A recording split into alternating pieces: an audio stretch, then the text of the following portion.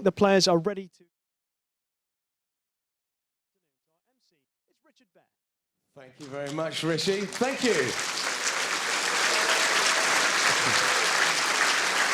Well, with his skill on the ring, our first player has gained the utmost respect from many of his peers. Twice a World Under-25s and former World Indoor Singles Champion. Ladies and gentlemen, give it up for Stuart Anderson.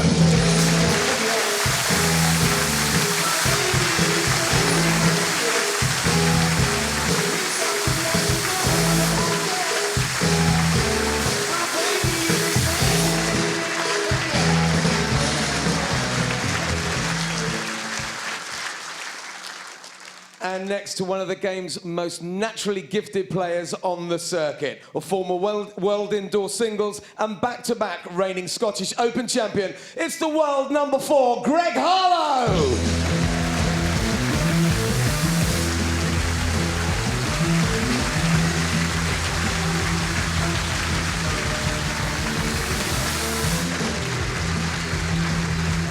Should be a terrific match this afternoon. By the way, if you've got a view or a question for our team, then get in touch with us via Twitter. Use the hashtag BBC Bowls on your tweets.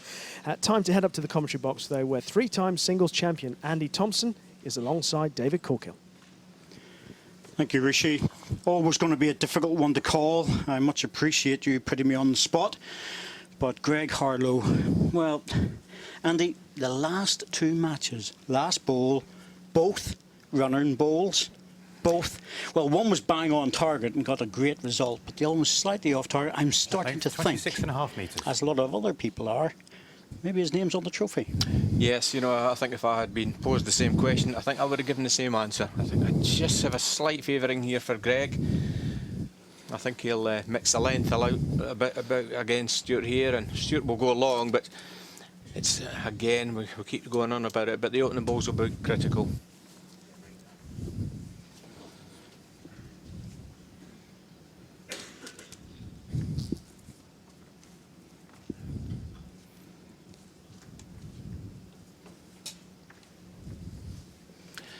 Well, right away, it's Stuart Anderson playing the backhand. I'm sure he would have favoured the forehand side, but on the backhand, he played a good ball.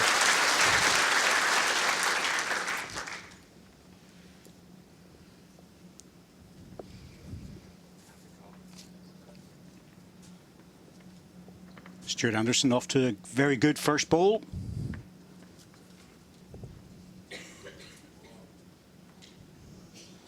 The challenge is on. And when Stuart Anderson won his last match, it was quite interesting that when he was up in the Players' Lounge, Greg was up and complimenting him on his play and more or less saying, well, you know, try not to do it in the next one. Always hard to repeat it. Yes, always is, David. Stuart has already said that he's changing from the green to the red, but I don't think that'll have a major effect on Stuart's performance. I think he normally plays with the red balls in general play, so it's not as if the balls are foreign to him. He's used to these balls.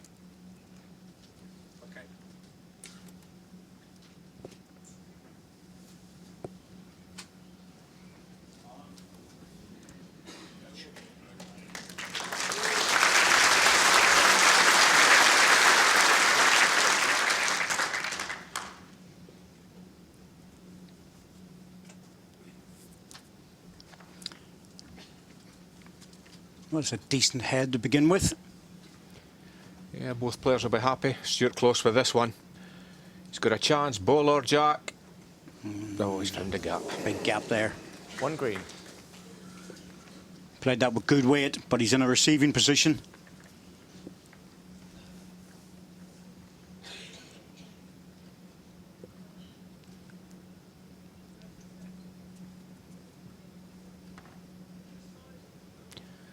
Greg playing the forehand. This looks like a position ball.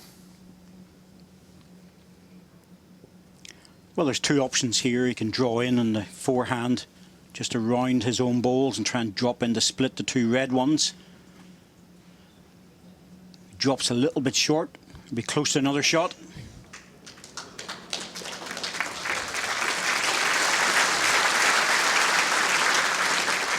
Looks like 2. 2 green. And Stuart will be down this on the backhand. Try and rest the green ball. Turn the jack. He's got his own ball on the way in too. Play this with any weight he really wants, Andy. Yeah, he's got chances. His own red ball could be promoted onto the jack, so chance for a 2 or a 3 here for Stewart. Plays a good ball.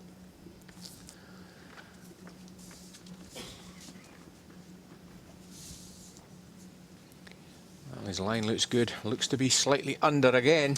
Yes, he's got his own ball to promote. Oh, he just caught it half bowl. 2 shots, Greg Harlow. So Greg Harlow off and running with a double.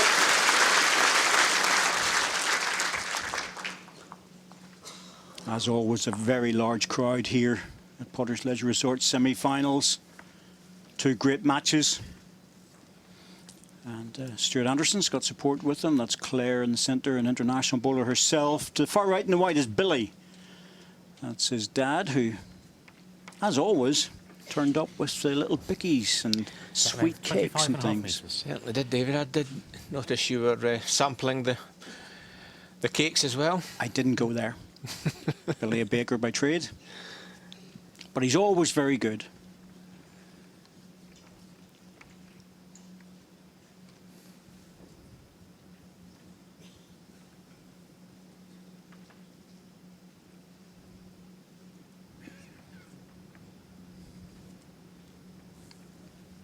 Both players leading off the backhand. Very few players have used the forehand in this direction towards the commentary box.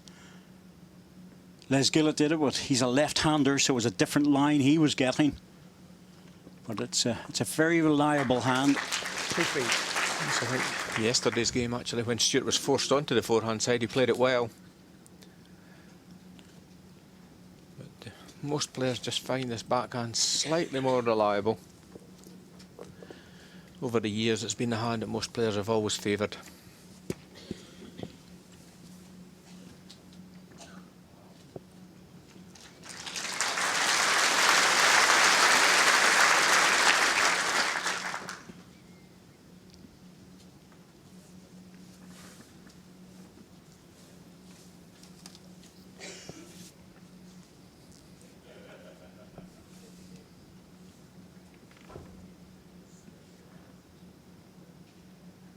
One green.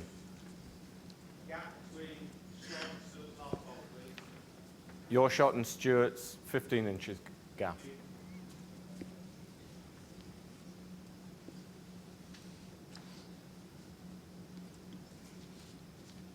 Plenty of room, 15 inches to slot a ball in. Yes, Greg will just be looking to add number 2.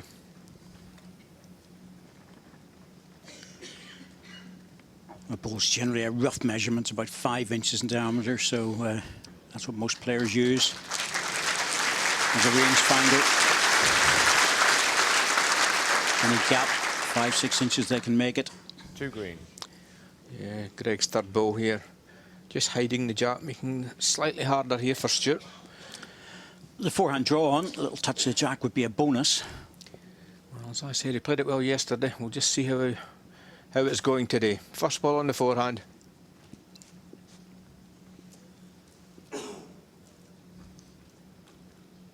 Looks to be close. Oh, that was coming back very quickly. I'm not even sure if that stopped in time for second. I don't think so. Still 2. 2 green.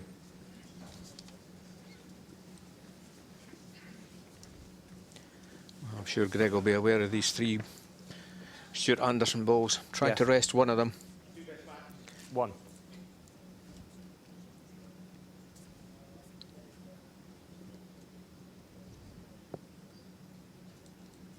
Timeout called.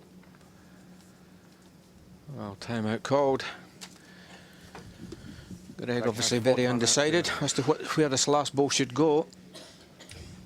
Coming down to the rank, to the head, just to have another look. Well, ideally, I'd really like to get a ball sort of in that position if he possibly could.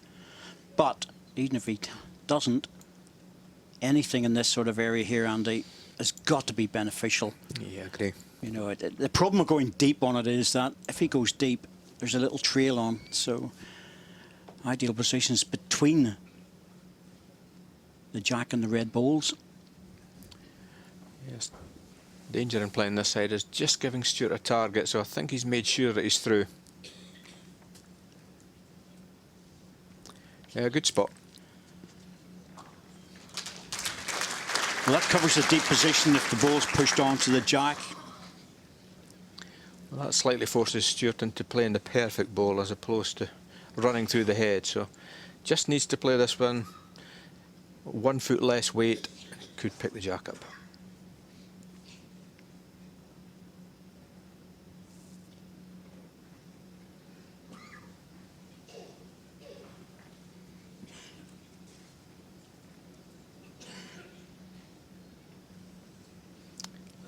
Just on the high side. Yeah, it's perfect weight for the job. But he's still 2 down. 2 Stewart. 2 shots, Greg Harlow. Good start for Greg Harlow, 4-0. Set score 0-4 after 2 ends.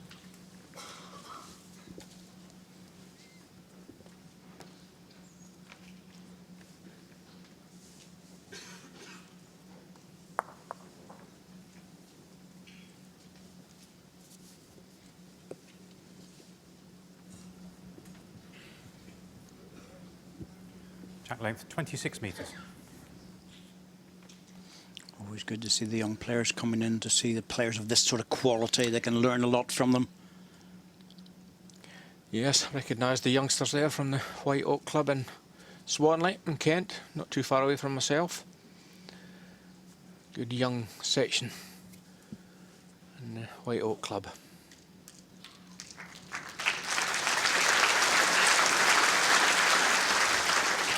And Greg out the traps, the quicker of the two at the moment.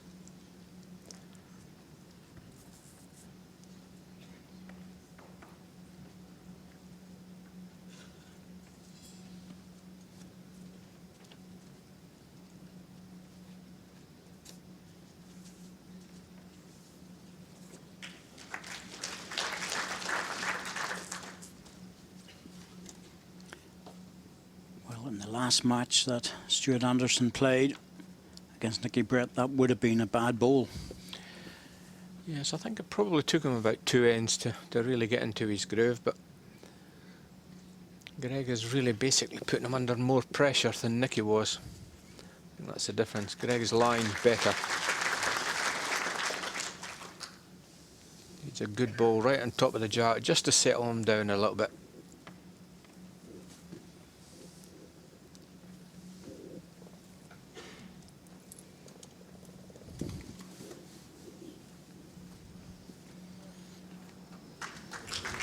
Getting closer.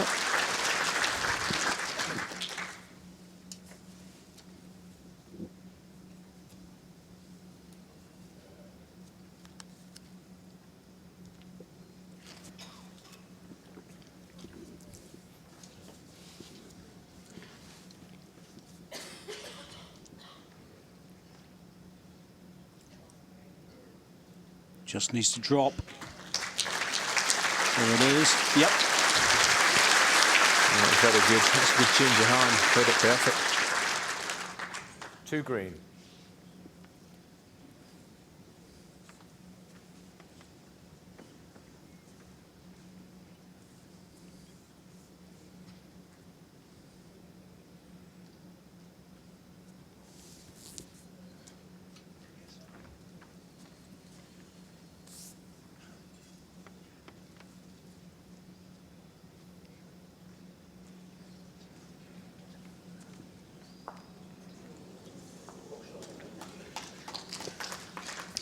Well, once again, Stuart just finishing a little bit short.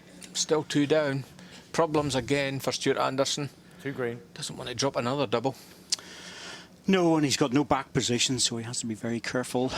We've just had a question through Twitter, just asking who decides what colours the players play in. Well, if you're at the top of the draw, coming through, you're in red, and if you're bottom of the draw, you're in green. Simple as that.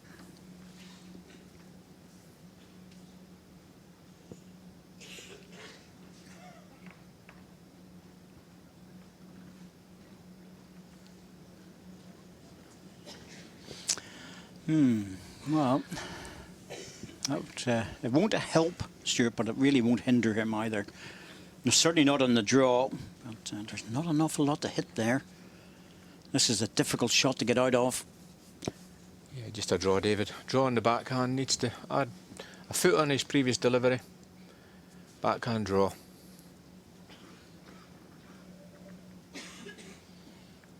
Well, he's interested in it. Just needs to get back. Overplays the weight, it won't make it. Very Needs to close. bend. No, he's going to lose one, but that's a very good ball. I was able to say that because you could see the ball dropping on it, Andy. Yes, it was always going to drop to Greg's ball, but Stuart Anderson will be happier. One Played a shot, good Greg end there. Harlow. Good last ball, but it's Greg Harlow. Takes a 5-0 lead in the opening set. Set score 0-5 after 3 ends.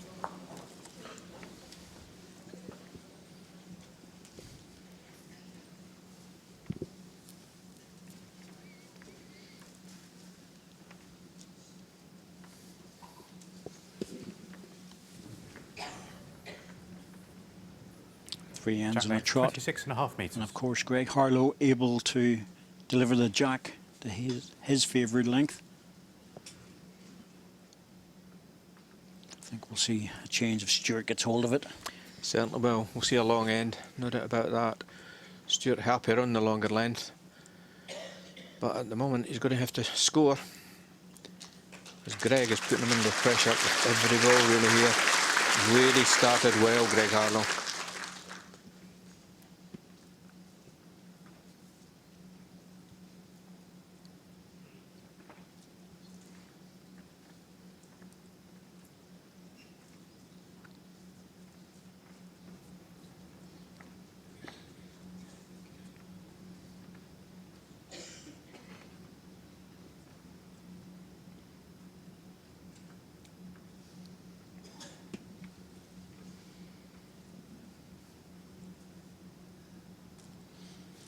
Again, it's not a bad ball by Stuart, but it's...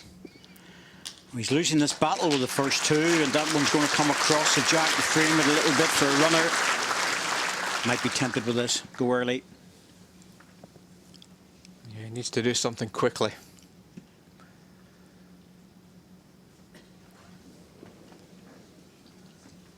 Close. Got a nibble of the second one on the way through. Solid connection on the first. He really wanted the jack. It's not a bad result, but Greg will just add another. No, he hit the target. That's all you could ask for. Yeah, I agree. Greg Harlow will be adding another shot in here.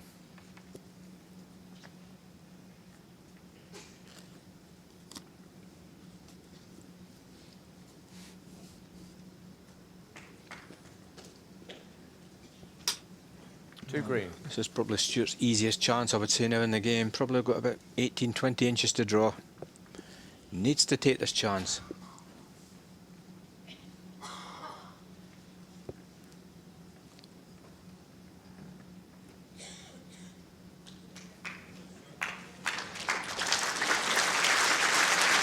It's more like Stuart Anderson.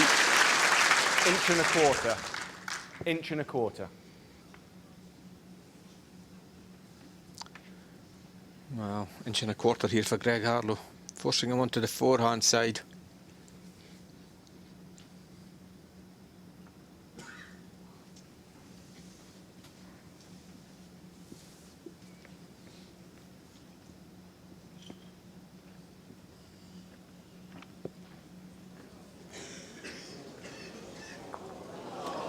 Good try, good weight.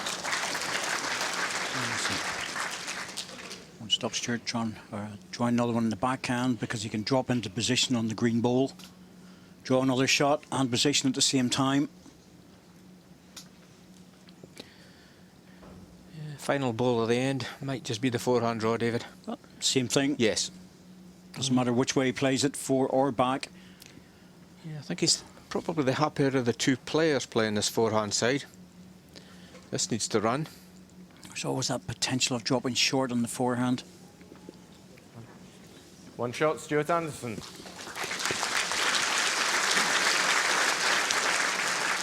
Last ball of the end, didn't need to worry about position, just draw the spare shot, missed it. 1-5 after 4 ends. But change of length.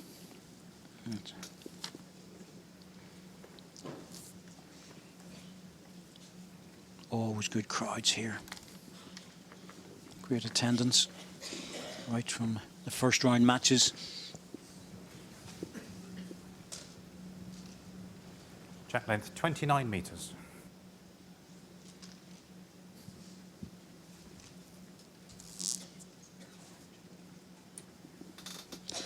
Semi-final stages, we're still on 9 ends a set for the first 2 sets.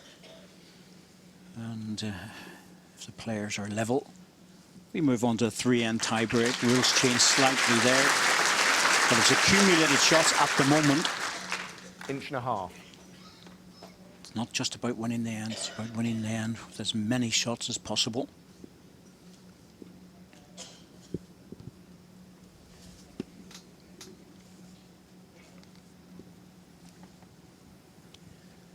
That opening ball, that was what we were used to yesterday from Stuart Anderson. Just bang on the jack.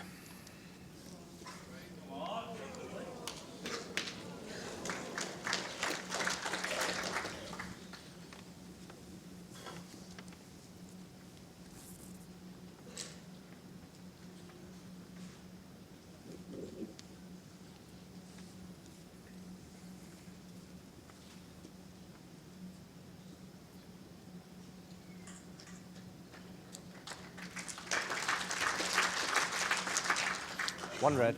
If you got one that's very close to being a front toucher, the next one needs to be behind, and that's good.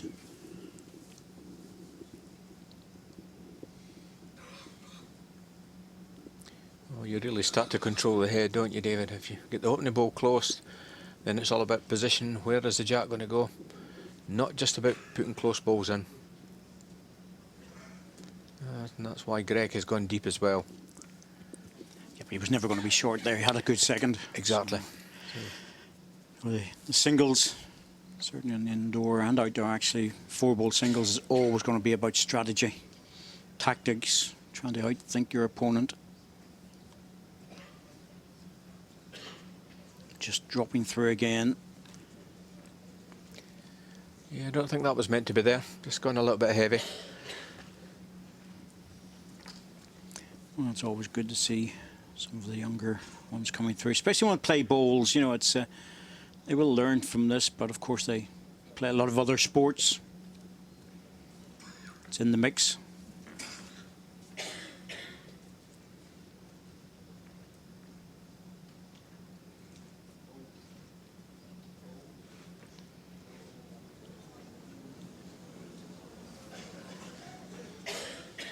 Well, this is a good chance now. Any touching the jack, make a treble. But at the same time, Stuart Anderson's aware of the fact he needs to get up close to Greg on the scoreboard. Yes, he would expect to make this one count.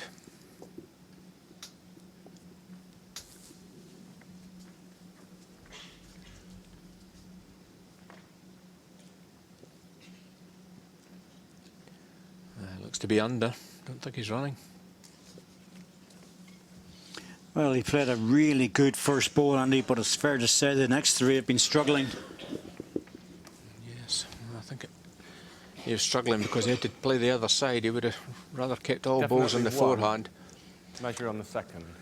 Greg asking the question, was he 2 seconds? If he had 2 seconds, he'd be tempted to run this ball.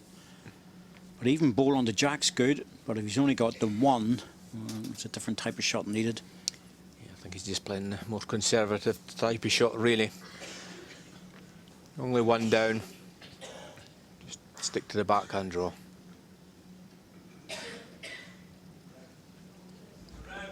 Very close if he runs. Oh, it's a good try. Yeah, just needed another little bit to have the weight to One push shot, the ball Stuart out. Anderson. Stuart Anderson, another single, closes the gap to 3 shots. Set score 2-5 after 5 ends. This will certainly need to be a long end too. He's very good at the 29, 29 and a half. Getting up towards the maximum.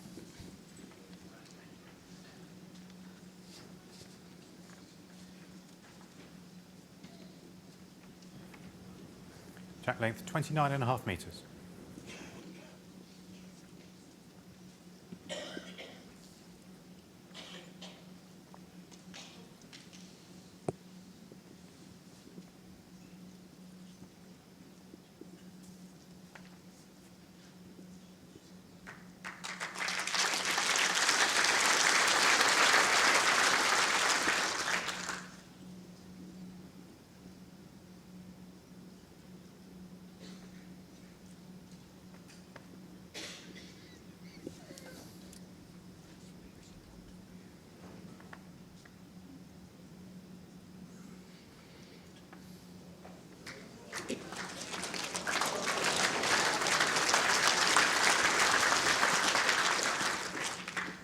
One red. Well, certainly the standard Gap of to play is yours. all there. No doubt about that. 6.5 inches. 7.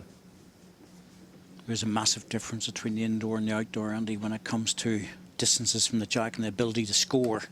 You're down to fractions at times here.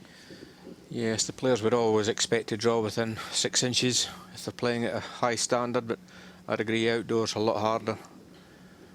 I believe you've just got back from New Zealand as well, where the conditions, I believe, were not ideal, shall we say, for the British players.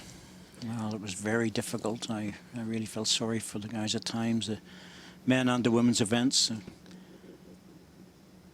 The one venue where there was actually, the flags were flying in 3 different directions. So you couldn't really judge. Bowls 3, 4, 5 feet away were scoring. When the wind dropped, it was perfect. Close with this one, touching the jack. Brilliant ball from Greg.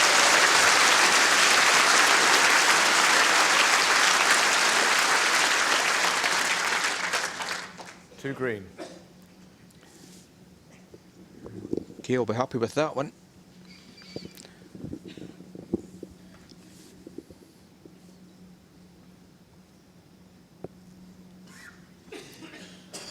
Forcing Stuart into the running ball in the area.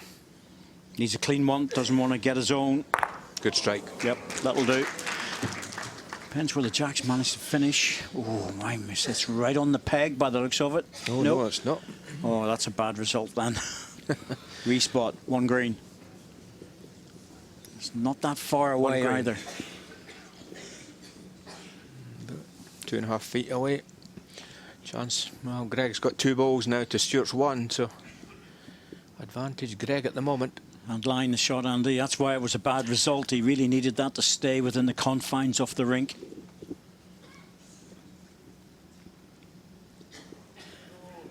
This should be number 2. Just needs to run. Still a yard. 2 green.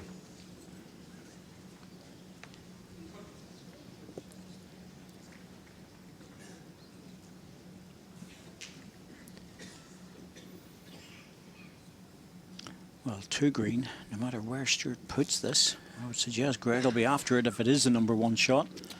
Oh, that's narrow. Oh, that's very narrow. I don't think he'll hold up. I think he'll still be 2 down after this ball. He's going to get caught on the green one. Oh, he got away with that. Goodness me. 1 red. 1 red.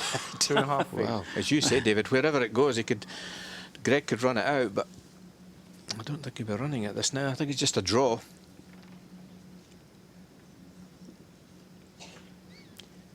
Well, Stuart's ball certainly looked tight. Didn't look as if he would even pass the Greg short ball. There's no clean shot to it, so he has to try and draw it. A little touch in the jack will make a double. He's already had 1 go, so this one should be better. Now, is he going to get the jack? That's the question. Not quite, but it is 1.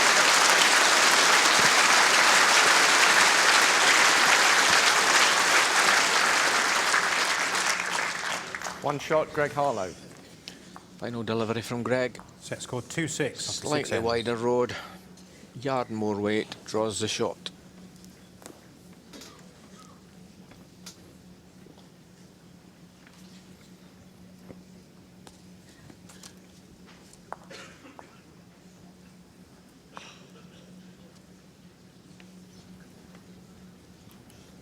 Jack length 25.5 metres.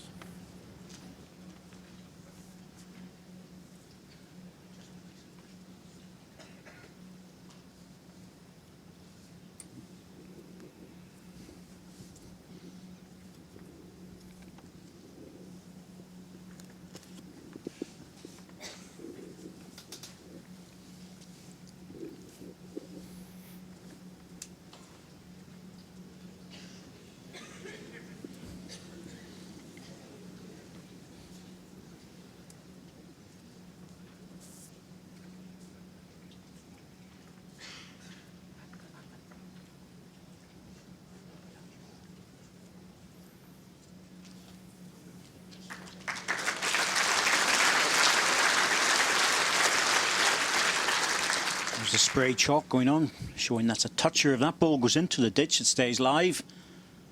And part of the end, if the ball goes into the ditch without touching the jack, is taken away.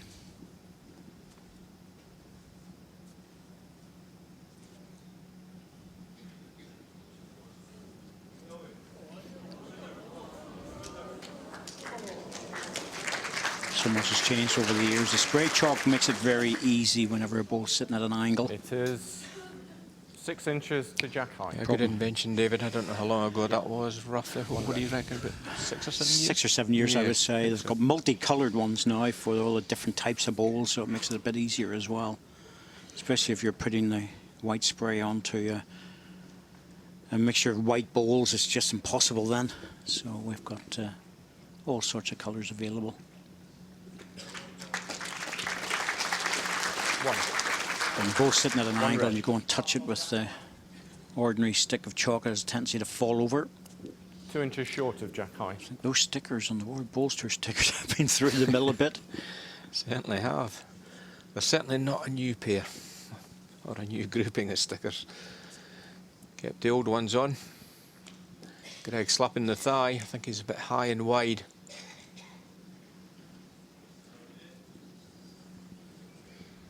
Yes. Well, chance here for Stuart. Well, it is, but you know what Greg's like with the runners. He's only got one bowl in there, but that wouldn't stop Greg from having a go at it. Angle's good to get the 2 red ones out, so Stuart needs another one at least up to his own bowls, if not behind.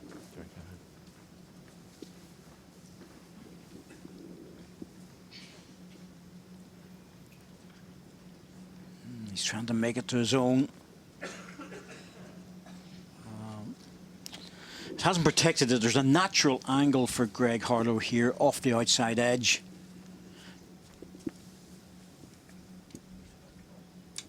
If he gets the outside ball on the edge, it'll bring him into the jack for a double.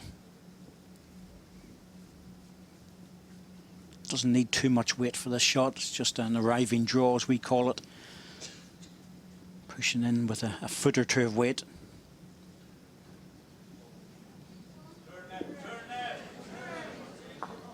You hear the crowd shouting there, turn Greg, turn. They knew it was slightly wide. Good weight for the job.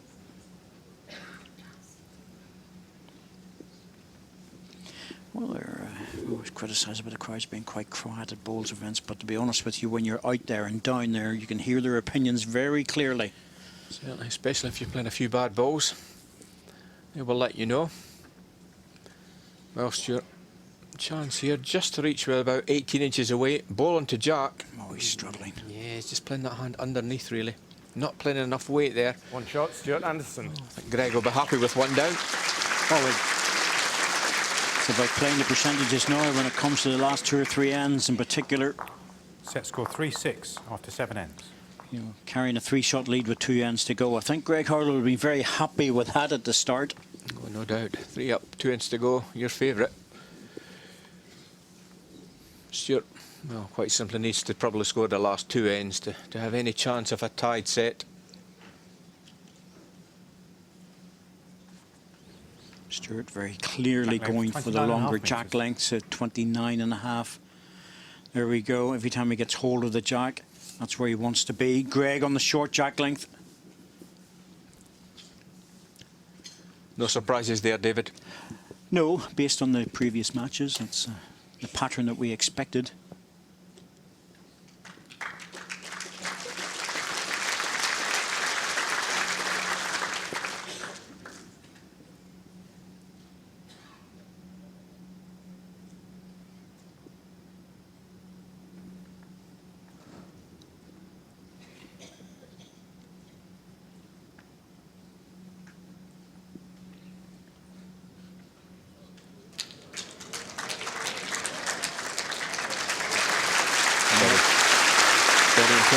Very impressive, really playing well. Instantly taking the shot away. Stuart, how are you doing this forehand? Just have to push through it a little bit. So easy to drop.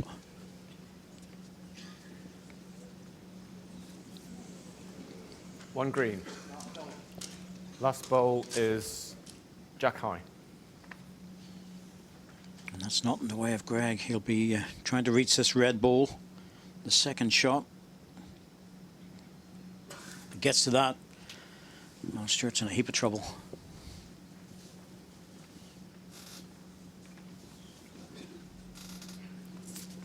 He's played one under. Wasn't meant to be there. Nope, second chance here. Just a little bit more to hold that line. I think the line's quite good that Stuart's playing. He just needs to have a little bit of extra weight. Got to be closer this time. Very close. Very close for the jack. He's got it. Yep. Great ball. That's a super shot. Played that well. Same line, just a little bit extra weight. 3 red. Greg will just play away at the backhand.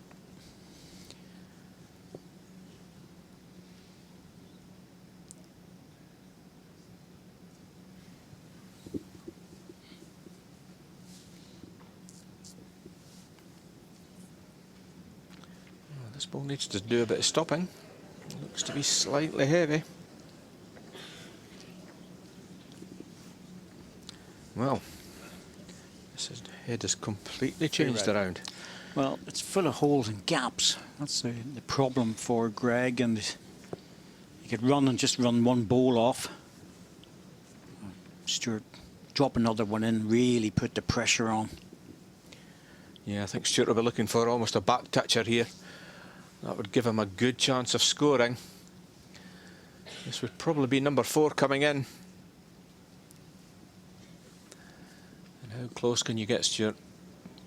Needs to hurry, doesn't want to leave a wing ball. Oh, it'll be... Oh.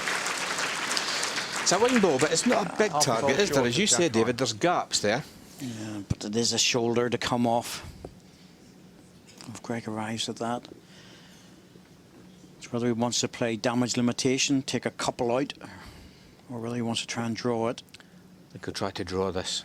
If he draws the perfect ball, almost guarantees the set. Wow, I think he's wide and heavy. I'll tell you what, this is coming back like a Oh, train. he's certainly coming back well. But, well, I think he's cut off probably 1, maybe even 2. I think he's probably got 3rd shot with that, so Greg will be reasonably happy. Well, they see the jack was off centre, Andy, so that made a big difference. 2 shots, Stuart Anderson. 2 it is. Well, good by both players towards the end there. Set score 5-6 after 18. Now, if the jack had been on centre rink, that was a very wide line, but because it was 18 inches off to the side, made Greg's ball look like it was pretty close. Yeah, swooped back at the finish, didn't it? 29.5 metres.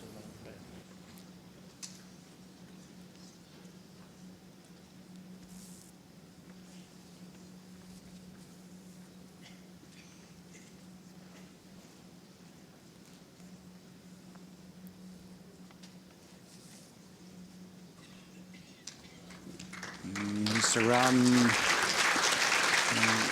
It's always a danger. You're looking for a really good first ball. You just drop it a bit short in the line. Yeah, the problem possibly later on in this end is that that ball just might give Stuart problems, especially if Greg gets in first.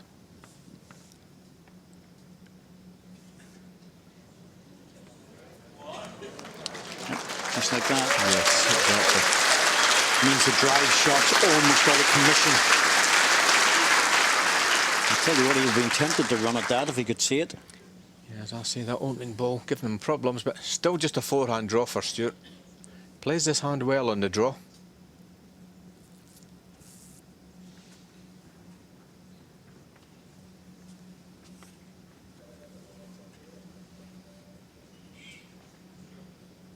Needs to run quick. Always close.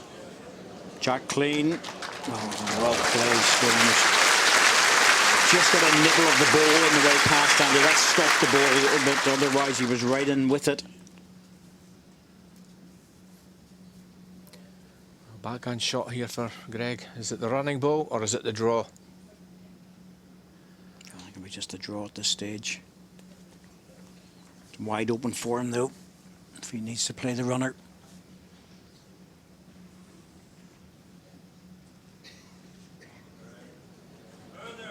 Very close if he runs a distance. The crowd are urging that ball up, but One red. still one to Stuart Anderson. But it's a good head for Greg Harlow. Well, it is, because the way the jack and the balls are framed.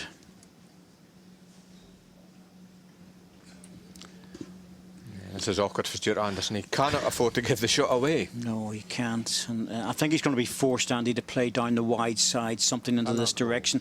Don't think he's got any choice. He is aware of the fact that the respot position is over here, and that would favour Greg if he does drive the jack. Yes, that's what I'm saying. Greg doesn't have the shot, but he has all the play here. I'd agree. I think Stuart should be going deep. Greg will not be short. It's just how far he's aiming to get behind the jack. Ideally, get right into it and turn it, but he has to skirt around the green ball to do that. And he must get very close to it. Well, that's actually not bad. It's probably first and third. Close for two. Yeah, I think that's a good call. Good call, because I think it is, looking at the circles, it is close for second. But I think Greg will be running at this on the forehand. Shake of the head there from Stuart, because he knows that this head is just too easy to hit. Forward back, forehand is his favourite. It's the one he gets all the results with. Yeah, but looking for the jack in the ditch here. High. Doesn't mean anything, Andy. Oh, that's a horrible result. It's the worst possible result here for Greg Harlow. Really unlucky. I thought it was better on the high side, the way that head was sitting, because he was bringing balls into the head rather than taking them away. Yeah, got a bad connection. So basically Stuart Anderson now lies set. Don't see that too often. Forehand, Greg. You know, he's normally very, very accurate. Just can't cover the back here, surely. I'm not sure whether he tries to put a third shot in, just in case Greg moves one of the red balls. I'd be inclined to just try and get a third ball in, because there's two back green ones and one of them's in the ditch, so I think he can really beat those. Three red. Yes, Yep. 3 down. Yeah. That's quite a clever ball. Yes. Greg removes one red ball. It will still be the set to Stuart Anderson. Awkward shot this for Greg. That's why he's taking his time. Very undecided. I think most players would as well, David. Take a timeout on this one. Let it run down to about 5 or 6 seconds, and then he'll take a timeout. Timeout call. Yeah, he knows how important this is, and I still wouldn't bet against him getting the jack. You know, with the back position the way it is. Respot. He's probably only one down on the respot. It's actually quite useful with the ring, so we can see the respot position there. Well, shaping up for the forehand. So this is forehand. Jack into the ditch to win the opening set. Taking a ball out is no good. Has to be the jack. He's in the area. Oh, he took one out. Goodness me. Took one out. Trundled through, and it's Stuart Anderson's last ball counting for the second. I think it is. I think this is 2 to Stuart Anderson. One out. Greg's not sure he'll measure it, and to be honest with you, you have to be sure. You really do. Francis Fletcher said 2. 2 shots, first set, Stuart Greg's Anderson. conceded the 2. 2 good drives. Yes, hit the target both times, Greg. Unfortunately, didn't get result. Stuart Anderson takes the opening set. Timeouts remaining. I would have to say, I think Greg Harlow was the better player in that opening set, but 2 doubles, and it's Stuart Anderson with the advantage. Yes, overall, I just think Greg sort of edged it. I think Stuart came back very strong at the last 2 or 3 ends. He started to get those first bowls in, and that really helped. But Greg Harlow, well, he's had so many good drives in that forehand with good results that you just expect him to get everything. Well, it was a bit like, obviously, yesterday, as you said, David, but he hit the target probably both times, but this time he got a bad result. And that's the way the sport goes. Sometimes it's for you and sometimes against, and it went against Greg there.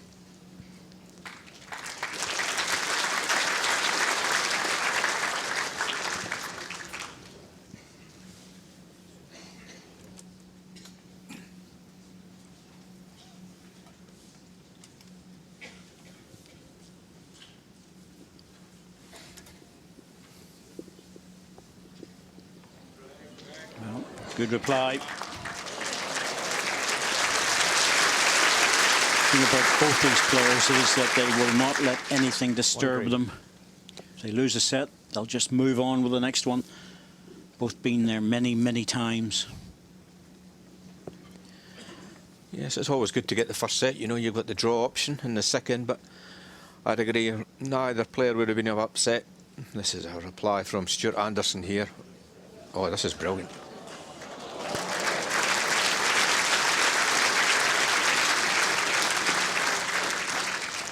Oh, that's great stuff, isn't it? Great Favour bowling. the red. Very, very close, though.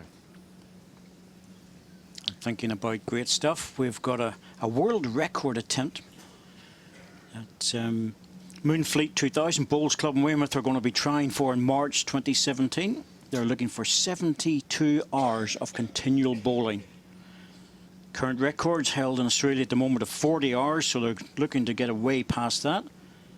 Joe Waynon is involved in it, and it's a great idea, and it's for charity. All part of the Get Inspired on the BBC. Yes, good luck to the competitors. I thought you'd be in there, Andy, doing at least 24 of them. Oh, 72, that's just a little bit too long for me, really. 3 days on the bowl screen. Oh, dear. I think they've got a lot of help. I bet they have. 3 hours is too long for me. I'll remind you of that. The internationals come March, if I'm playing against you. Well, Stuart, he's reaching this head, so that suggests it might be 1 to green. He's very, very close. Oh, this is just a little chop. Oh, well, everything moved. So let's have a look now. Oh, fantastic grouping of balls. 1 green. Still 1 green. Well, I think he had slightly indicated it was 1 red, so... Well, you're looking at skill factors in any sport. Just have a look at this, folks. Yes, outstanding. Well, I don't know if Greg could go near this. If he's line 1, he'll be happy with 1. He could do well to try and block it, actually. Yeah, staying away.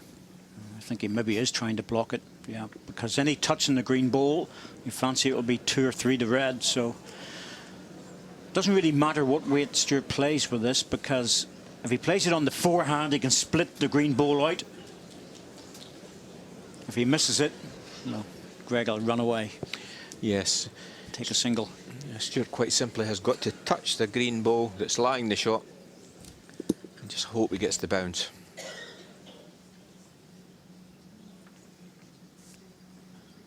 Yes. Inside line. A little bit of extra weight. He just needs to break inside the green ball. He's got the blocker. Oh, I don't believe it.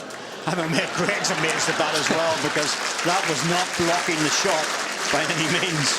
No, he was on the high side, to be fair. Greg, as you say, is running away, taking the 1. 1 shot. Greg See Harlow. Greg's reaction here. There you go.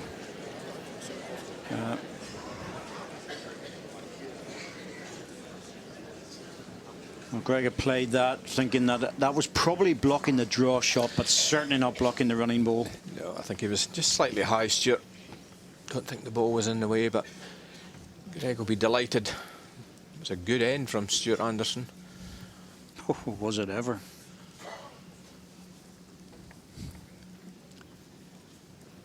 Quarter of an inch away, an inch away, and 2 inches away, and he loses this shot. Jack length It's 24 and a tough half out metres. there. It's warm work, isn't it?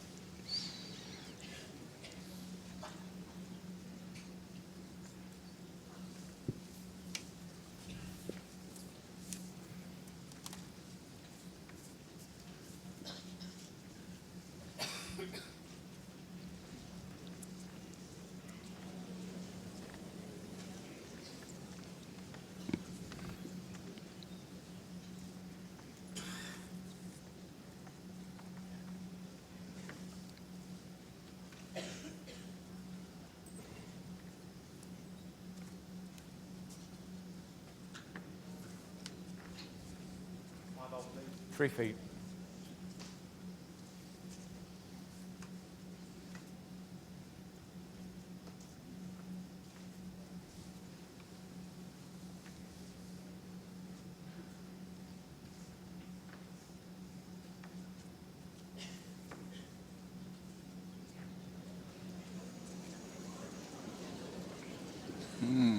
Well, no. That's just a little bit far away. Yeah, both hands slightly blocked out, but they're both at least a yard away. Yes, and the balls the players are using are strong bias balls, which means they can be pushed out wide, although Stuart's very close to this green one. Oh dear. Last end, fractions. Yes, this end, yeah. Well, we get occasionally, even the top players play loose balls.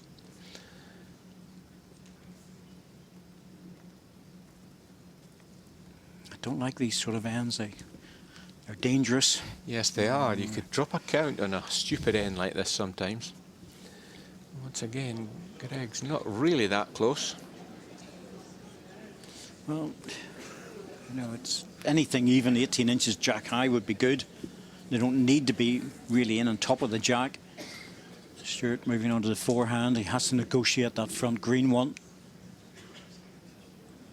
If he has the weight, he's definitely around it. Yeah, shot ball coming in. Oh, that's good. I don't know, Greg will ask how many second shots he has here, if any. One red. I favour green for second. For second, that's just 1 second. And that's not tempting enough, I don't think, for Greg. Just be a forehand draw. Well, he's very straight on the mat. But going for the draw, as you say, Andy.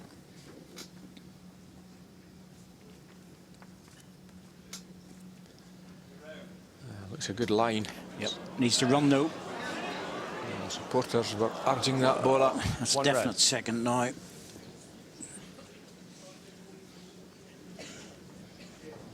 That one. 3 feet to jack high.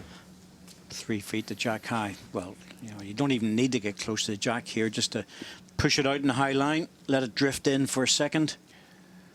Yeah, Stuart will be trying to be, as I said, jack high, 18 inches high. That would score here. Doesn't need to be close to the jack. Doesn't need to be close to the green ball either. I think he's good with this. Nice, well played. Missed that green ball by at least a foot. Good final two deliveries from Stuart Anderson. Bit of a cheek too, though. Yes, yeah, Greg, Two shots, that's Stuart Greg's Anderson. loosest end of the game.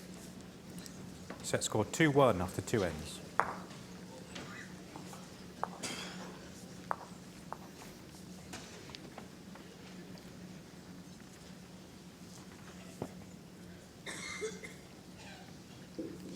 Well, Greg's local here in terms of where he lives. And of course, he works at this venue. Jack length 29 metres. In fact, his office is just beside us. It overlooks the ball screen. Yes, next door to us. So, yes, delighted to be working here every day. Stuart's club, Blantyre, I'm sure they're all there watching. Well, Stuart was actually telling me, I believe his club have got an important fixture up in Scotland today, up in Midlothian, so I think a few of them will be bowling themselves.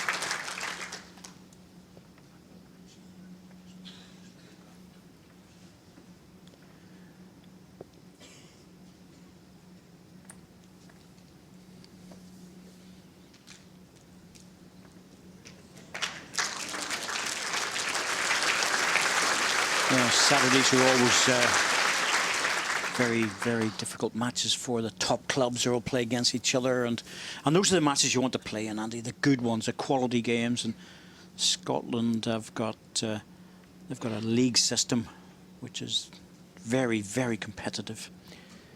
Yes, and well, Stuart's obviously from a very successful Blantyre club. I think they're one of the strongest in the country.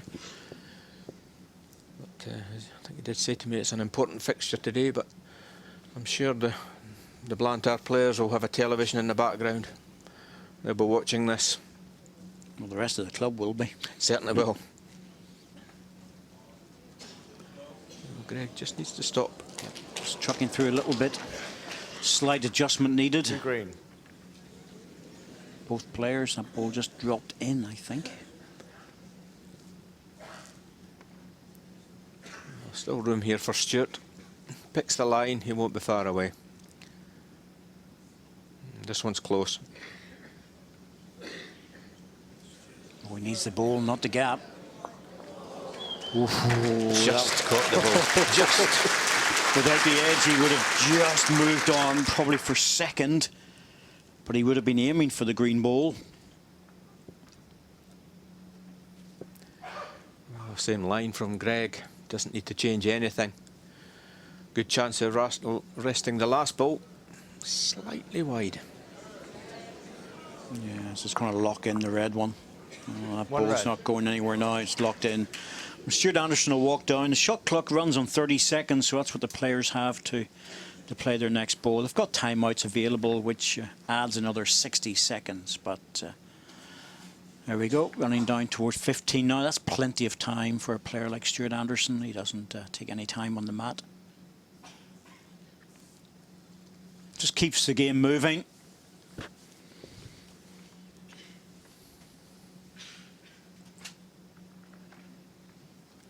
Slightly higher line.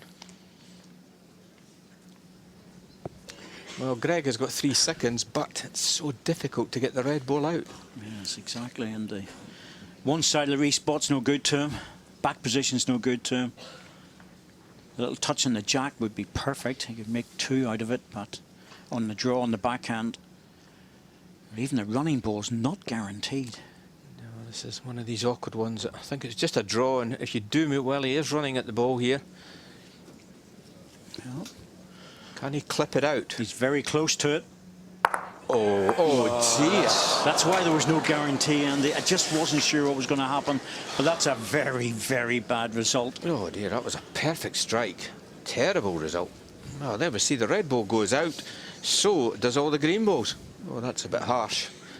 Well, we always say that Greg is very good about getting results with his runners because he's always in the area. He doesn't miss them, you know, by a foot or so. He's always roundabouts. But he's had 3 pretty poor results so far with good drives. Well, we've talked about earlier on that he's been slightly fortunate on 1 or 2 occasions, but Good he shot, really Stuart has Anderson. been very unfortunate there. He's dropping a double. That was a bit hard to take, that one.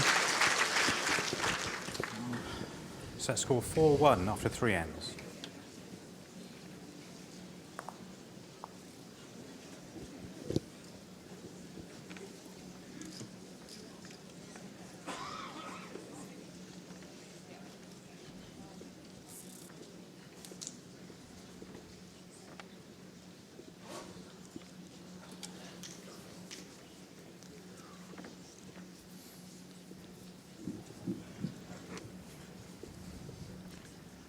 Jack length 29 metres.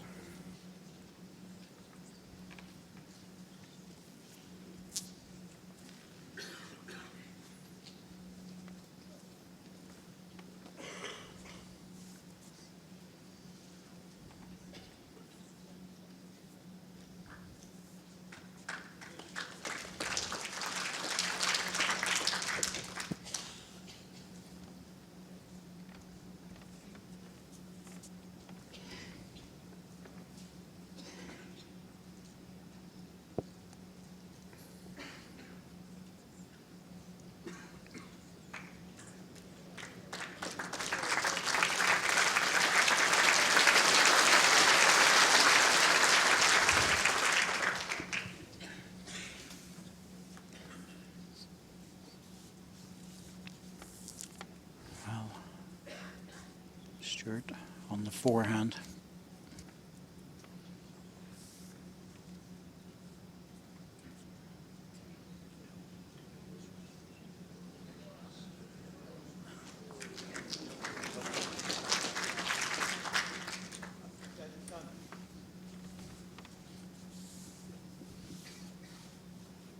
One green. Yes, just in there, one shot. We've had a question come through about the rule, or sorry, the strategies of the bowlers and the difference with the curling, where the curling put in a guard and then try and protect the bowls behind it. But to be truthful with you, it's completely different. It really is. The ability to come around bowls is immense. And strategies build up in a different way. Having said that, the curling has a consistency of with bowls in that they're always looking at ahead, 2 stones, 3 stones ahead, and what their opponent's going to do. So from that point of view, it's very much the same. It's always good, always interested in the curling. Good sport, really enjoy it. Well, Stuart Anderson would have to say that I think their game is more skillful, but I'm sure the colours will be delighted with that comment from me. But I'm glad you said that, because I'm not going to go there, Andy. Also, I'm very glad you're from Scotland when you said that. Well, when I go up to Perth next year, I don't suppose they'll be greeting me with open arms. Oh, it's a good sport. Yeah, slightly more tactics, I think, required in our game. Well, now, here we go. Well, very much so, because they're playing to static house as opposed to the jack as well. They don't have mats and things like that that can move around, so it is different. All sports have their strategies. Well, Greg, shot down, not an easy head. Might be tempted with this. Yeah, I think he might be as well. Might be a forehand runner. Yep, try and flick the ball out. Jack through would be good. Respot's not bad for him, the way it sits. At least this time, I don't think he can take all his own balls out. So I think this is worth a runner.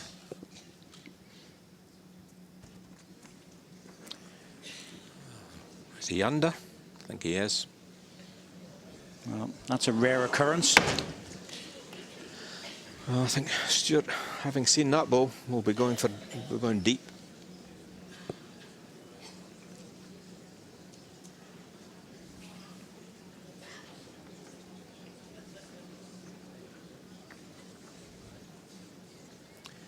Okay, slightly concerned at the moment. I don't think Stuart Anderson needs to go close here, but I think he's just on the draw line. I think he's conscious, really, Andy, if that one ball could disappear, and so can the back one as well, the way they're angled. Well, it's on the high side, so that's a good ball. That's a good ball. That's probably third shot. Red ball goes out, green ball comes through onto the other red one. Greg could pick up 2. Jack goes out on the respot. He's well covered with the red one now. Yeah, I don't think there's any guarantee now. Greg hits this target, it still may go wrong, but he's running at it. He's wider this time. Close. That's what he was looking for.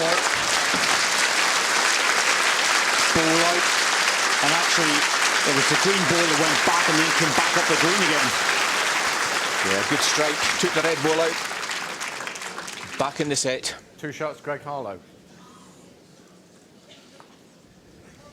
Set score 4-3 after 4 ends. I think that green ball actually came up the rink on this one, Andy. Let's just see. Yeah, I'll get a view here. Yeah, got it out. That's what I was thinking about. The back red one. It was always going to lock in there, and he knew that. Stuart's side ball 25.5 metres. wasn't just close enough. That was an important ball for Greg. The set was slightly slipping away. That big ball brings him right back in the game.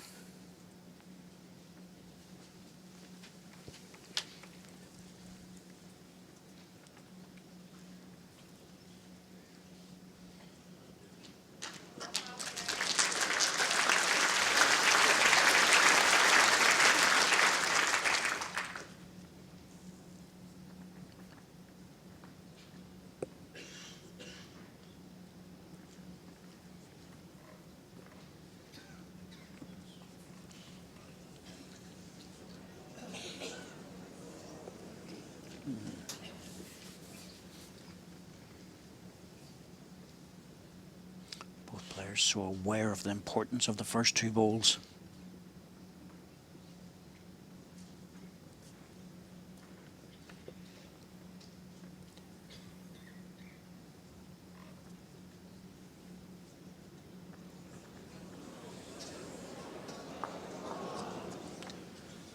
Greg would have just carried on with the backhand and not overly keen on this forehand side, whereas I think Stuart is a lot happier playing this.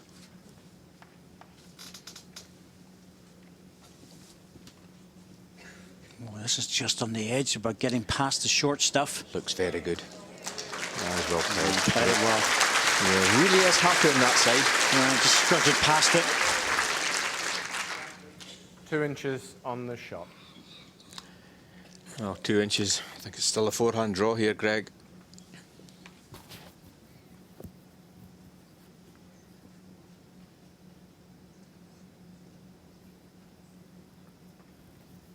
Really took his time on the mat with that one. Yes, as I say, he's not as comfortable on this side.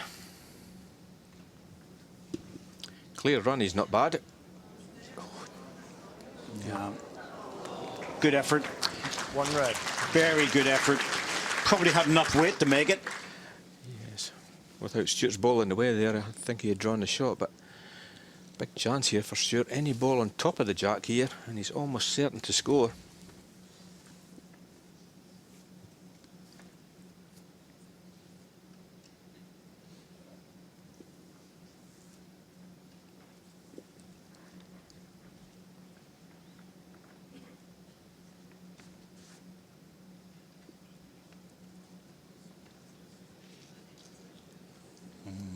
Well, it wasn't easy, but Greg, he has to play the same shot. Surely he can't risk a runner at this. No, he can't risk a runner. As you could see, the 2 green balls, they could both go out. It'd be 3 down. It's just a forehand draw here, Greg. Weren't far away with the previous delivery. Cannot afford to run at this.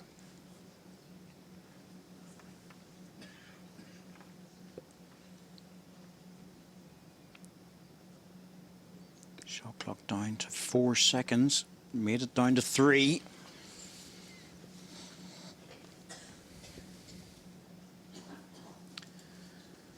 Well, looks to be wide and heavy. Yes, he's just over. Not much.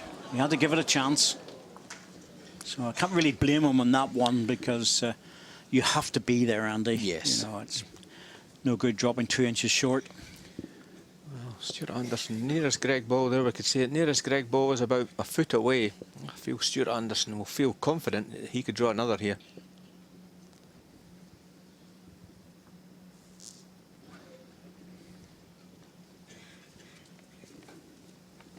Looks narrow to me. Has he got the running? If he's got the running, He's good. he's good. Yep. He is good. He's got the running, he'll make it. Oh, that's a beauty. Felt confident, I think he would draw that there. Yeah, but I tell you what, the line he took there, Andy, was well inside Greg's line. He certainly was, a lot 2 flatter shots, line. Stuart Anderson. Set score 6-3 after 5 ends. No, that was very good from Stuart Anderson. That was not easy.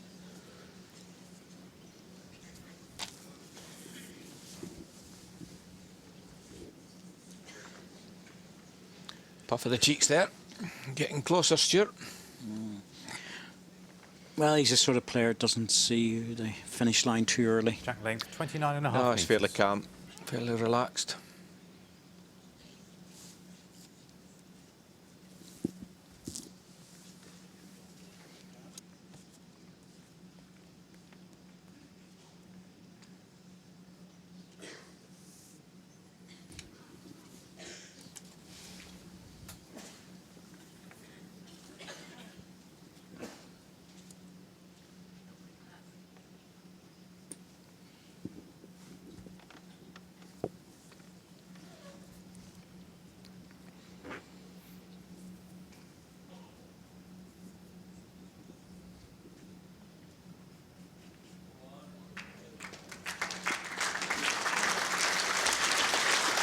He's just pushing through, and that's his own jack length, and he's quite a distance away. He'd be very much aware of the fact that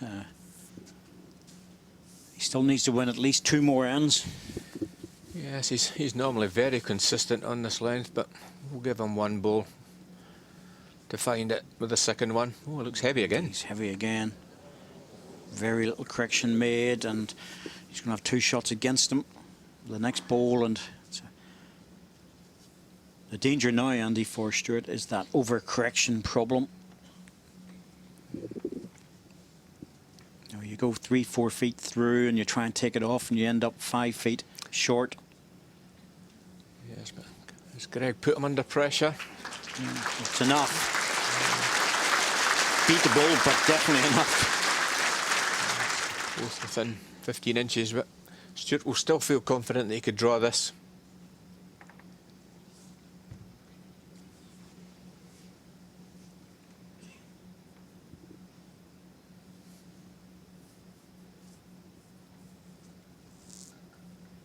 Yes, he's just picking out the line there. Just where the ball is going to make its break with the bias taking effect. I think his line was good with his previous Yep, 2. it's Oh, he's just weight. holding out. There's a slight hole there, Andy, and I've seen that before at this length. That ball definitely caught it. Without a shadow of a doubt, and that'll surprise him because I reckon he thought that was close. Still some movement around the place. So Greg just asking for things to settle. Stop the clock. Will not use it for this ball.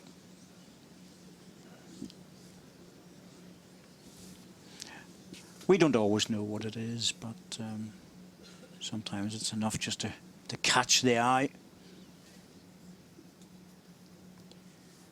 Well, Greg, quite simply, I'll be trying to add number 3 here. Nice 2 good shots. Yep.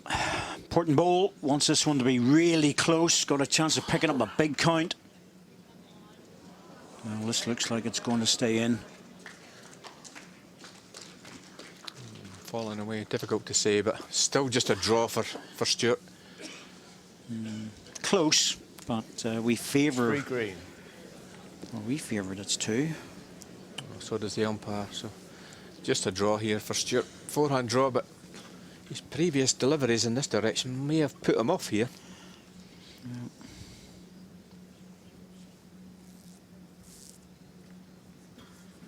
I don't think he can afford to narrow it, Andy. He just has to take a chance. Once again, its line is good. He needs to bend, and I don't think he is going to bend. No, he's heavy this time. That's the problem. Yeah, that was the problem. Wasn't the line. You know, 3 balls back there, you're going to get punished. And Greg's got a great chance for 4 here. Thank you. He just needs to tap the red ball down. Draw another one. You tap the red ball down. You get a big count of 4 and bounce into the lead. Yeah, Greg will just be trying to draw. I don't think he'll be looking at the ball. Just draw a shot. Touch the red ball, you will score 4. Needs to run. Oh, he's there. He's there. It's not a problem on the 3rd. Any jack movement? No jack movement. 3 in the measure. Yes, the crowd react to that because they want to see a tie break.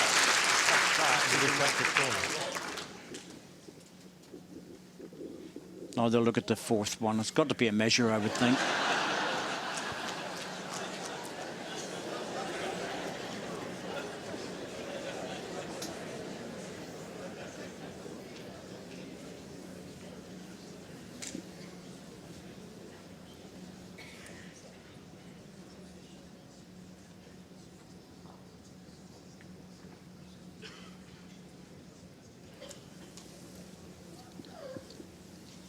Well, umpire Dan Blewett will sort this out. Very experienced, Dan. Oh, it's a clear. 4 shots, Greg Harlow. So 3 shots, Greg Harlow. Push the red ball out.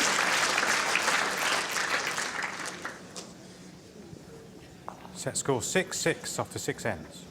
Yeah, 4 on the board there. I think it's actually 3. I think it's 6-6. 3 shots, Greg Harlow. Yes, he called 4 actually, but it was 3 because he pushed the red ball out. So it's 3 shots, definitely. Umpire got excited. They'll get that sorted very quickly. No problem in the end. Nope. Normal service resumed, but Stuart will be slightly concerned. That's the first time on his favourite length, but he just didn't find the weight, really. I don't think it was the line, just the weight. Jack length, 29 metres. Doesn't play many loose ends like that one.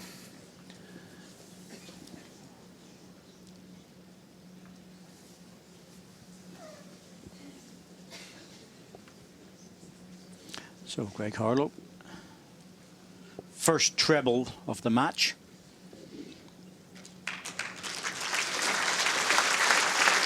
Good indication about how difficult this match has been in terms of scoring multiples.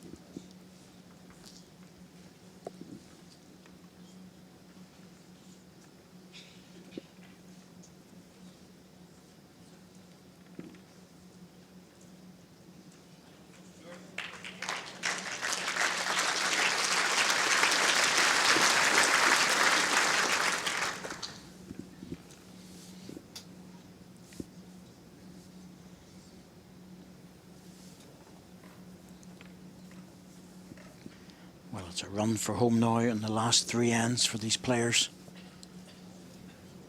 Close with this one. Very good. Picks the jack up. He's just diving away, but he's got the shot.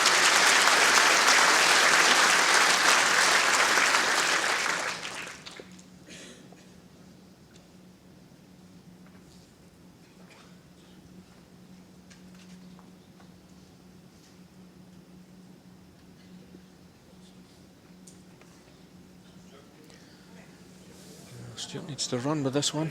Yes, I think he's just under for weight. Just stopping a little bit short. He's presenting himself with a nice position on the other side, though. Yes, I'd agree. It's a good forehand shot now for Stuart. Greg needs another ball in.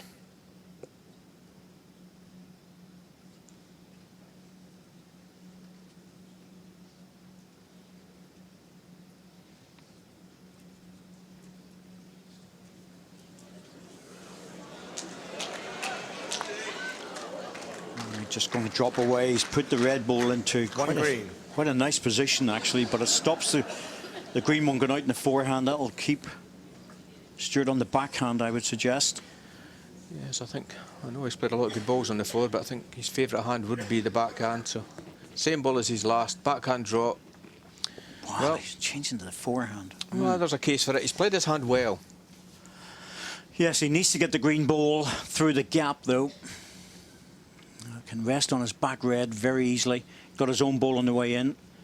Just toils a little bit trying to get back off that high line. Yep, there it is again. Just not making back with nice weight.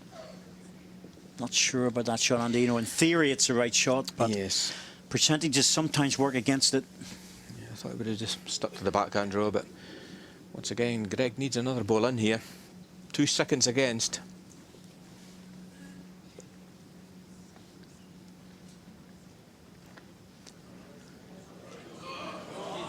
To run. Doesn't want the red ball. Well, he got it, but he's safe enough. It didn't fall down. One green. That changes things slightly, and that's pushed the red ball into a very nice position. Well, this is a big opportunity here. A really good shot here for Stuart Anderson. I think forehand runner. Lots of chances.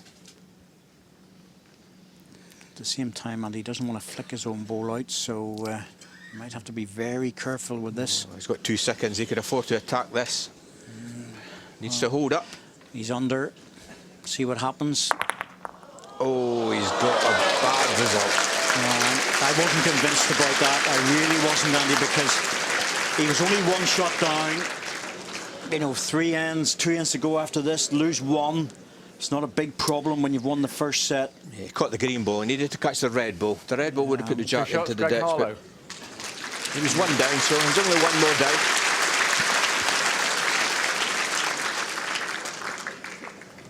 Set score 6-8 after 7 ends. Yeah.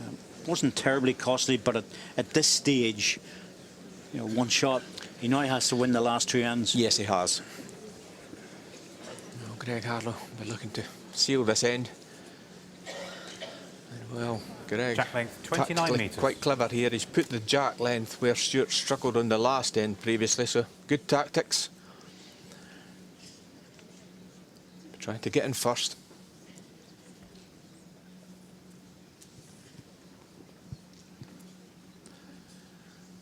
Greg wouldn't normally have been going here, but he knows that Stuart struggled the last time in this direction.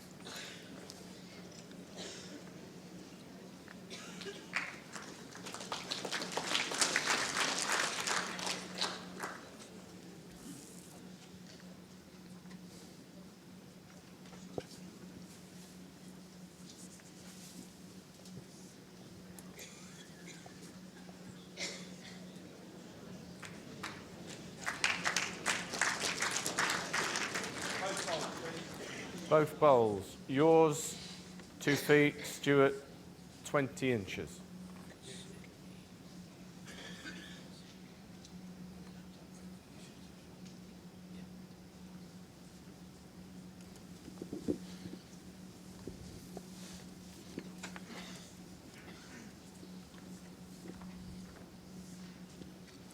Well, both balls just a little bit shy of the jack. The correction comes in now from Greg. Crowd up urging that ball up. So he's a local man. He lives close by, works here. So Popular player is Greg. Stuart just needs to find a couple of feet in his last delivery.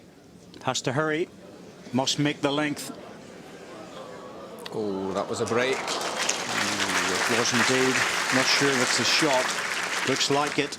1 red. Little touch was enough to straighten him up. Gap on the red, 4.5 inches. 4.5 inches. I think it'll still be the backhand draw for Greg. Doesn't need to be. There's only one down.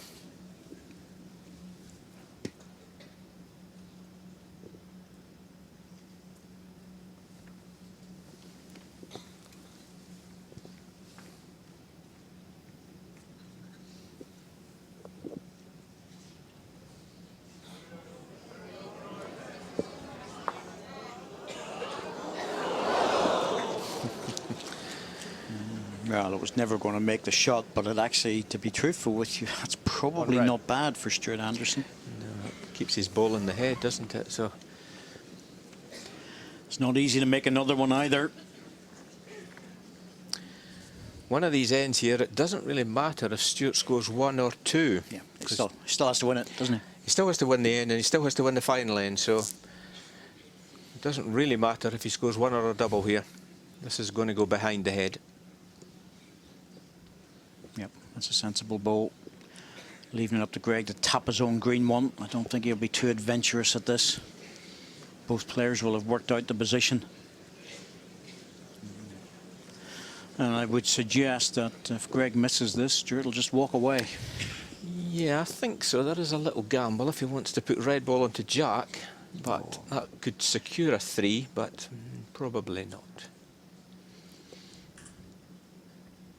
Yes, he'll give this one a chance. Make sure he's arriving at it. Everything in his favour with the 2 balls in the backhand.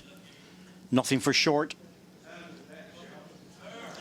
Oh, they're shouting for the ball to turn, but I don't think that one was ever going to turn. Oh, The best you can do here is 2. there's no point in playing it. No. Just take the 1. Take the 1. Doesn't shot, really Stuart matter. Anderson. 2's no good. 2 would make no difference to the last end. The crowd are sort of looking at him thinking, why is he not playing his last ball? Well, because mathematically he still has to win the last one. There's only one way that this can work against him, and that is if the 2 balls are touching or an equidistant measure, and that would be We don't have many of these, David. rare, to say the least. Tell you what, fiancée Claire and Dad Billy would have worked that one out. They knew no point in playing the last ball. Well, quite simply, Stuart Anderson scores. He's in the final. Greg scores. It's a tie-break. So, exciting end coming up.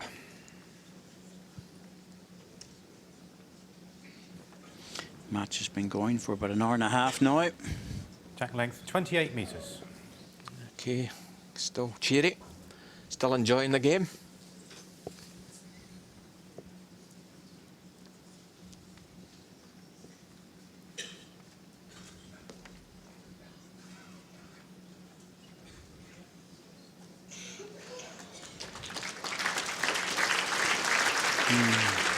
It's amazing, isn't it? That's what, 14 inches short, and it's just feel it's not close enough. No.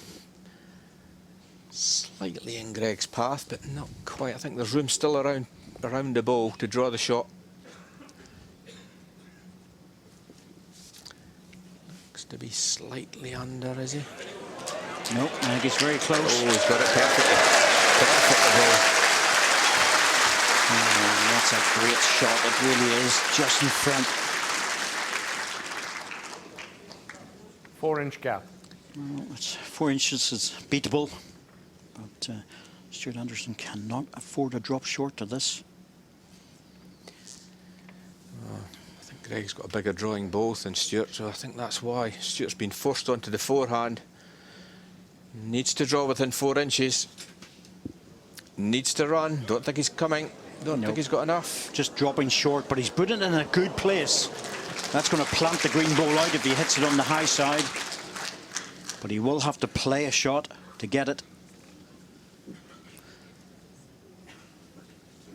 Tens times. Well, Greg, I think anything behind is going to be good.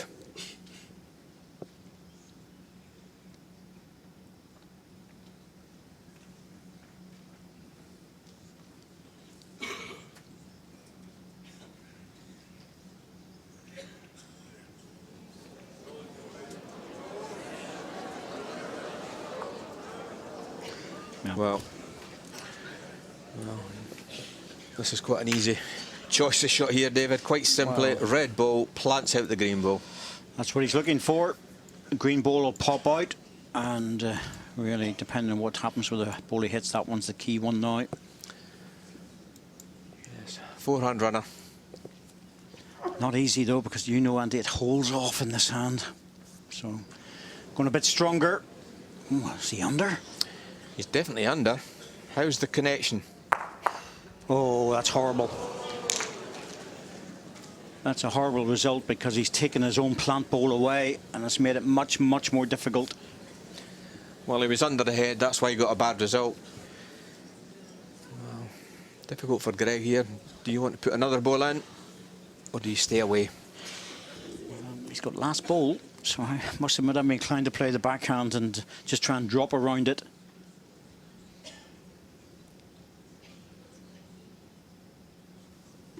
Be very much aware of the fact that Stuart Anderson can drive that ball out. Yes, trying to put a better shot in. That's good. This one's good. Now, has it stopped in time for second ball? Because that's what's important here. Well, Stuart is not taking his time really over this. I think that probably means he's going to draw on the forehand. Well, it's only one green, so it's got to be tempting to go again after the drive. You know, just try and flick it off. I think I tried to draw this, really. I think I tried to draw it. You're a courageous man, Time Andy. out call. 4 inches to draw the shot. I just don't think he gets a good result with the drive. Well, you'd be very happy to hit half bowl, take it out. Yep. He's playing your choice of shot. Oh, he's under. He's definitely under. It's a tie break. It looked like it was just well under his other hand, so it's a tie break for this match. It always looked like it could be very, very close.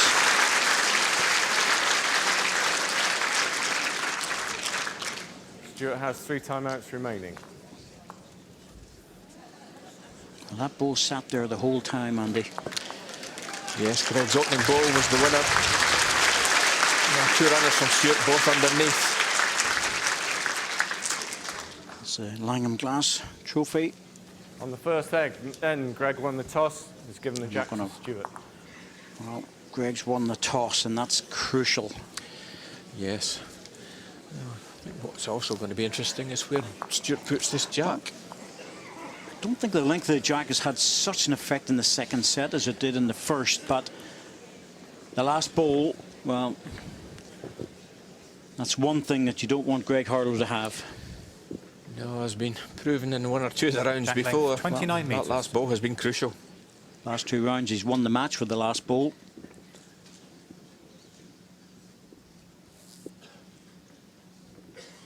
Well, Well, leading on the backhand. I don't think he's led on the backhand in any game that I've seen playing on this backhand full length. That shows you he doesn't like the forehand now.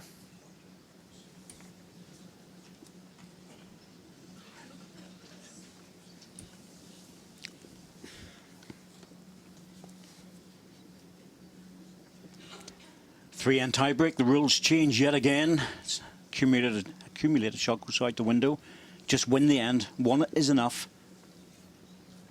And of course, if it goes to the third end and tiebreak, we can destroy an end, but you have to nominate it. So I'll explain that if we get that far. Stuart Anderson's played well in this match, but he just hasn't been as dynamic with those first two balls. No, and especially in this direction. He's played it well throughout the tournament, but it's just all of a sudden it's gone off. Well, looks like the shot, but I don't feel as though that's close enough.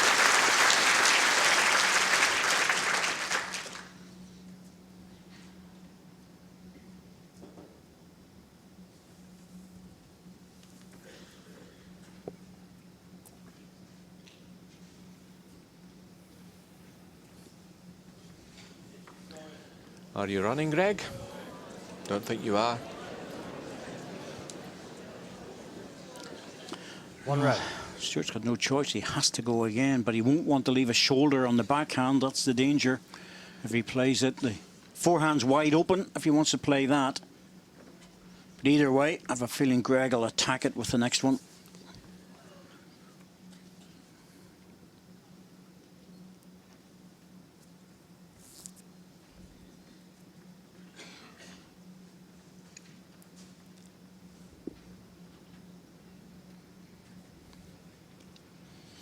That's a bit pacey. Well, that's so far away. I think that was quite deliberate. It surely couldn't have been a draw, Andy. No, I think so. I think he's just slightly lost the pace in this direction. Interesting to see what Greg plays. Still the forehand draw is open, or run the ball out. I think I'd be going forehand draw. I'm not sure, man, because he's so good at the forehand running ball. He might pop this one. That's what he's playing. Oh, it looks to be wide from the hand. Always wide. Oh, Stuart. I think Stuart needs another one in. He's got the back position covered. He certainly needs another one in. Well, coaches are not allowed on the green, obviously, but if I was advising Stuart, I think I'd be advising him to go back onto the forehand, try to draw a shot. That's what I thought he would do with the last ball, Andy, go on the forehand, because that leaves gaps. He doesn't want to put the two balls together.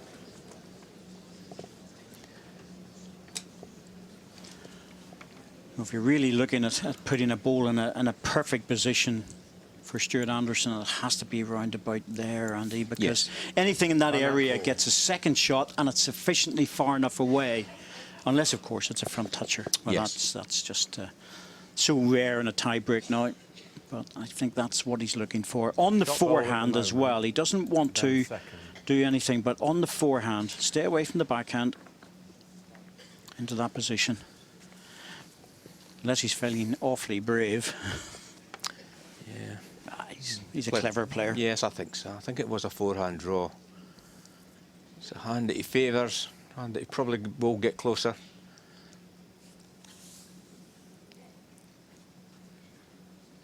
Is he up? If he's reaching, he's got a chance. He's on the right line, but it needs to get up a bit more. That's good. That's good. I think that's very good. He's line two. Definitely two red. Yeah. Well, Greg, this is awkward, isn't it? Well, that's why, two was important. I still think he'll run the jack, though. Coming down to have a look. The respot positions, just looking at it.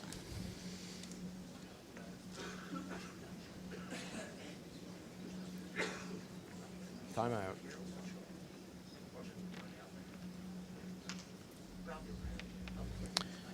Well, nearest ball, foot away.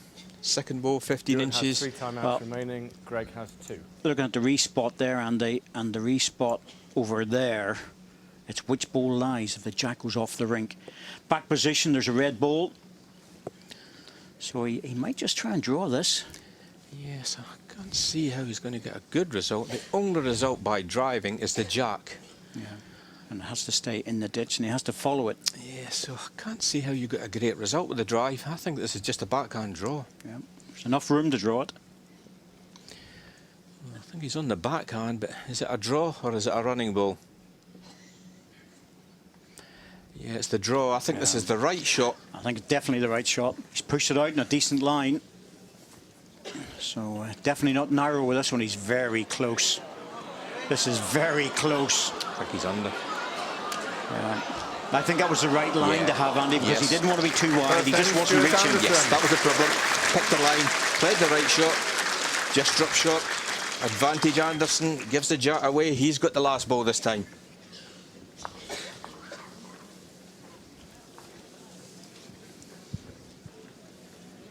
That was a loose-ish type of end, really.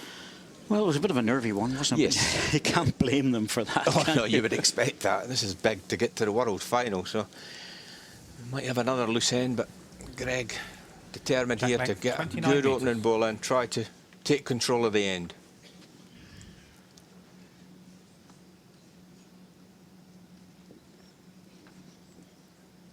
You know, it's a full 32 field plus some pre-qualifiers, Andy, so you know you have to get through the matches. Some of the other events, there's only 3 matches involved. That's slightly different, but there's no mistake in the singles. Nope. Hard field. Tough going.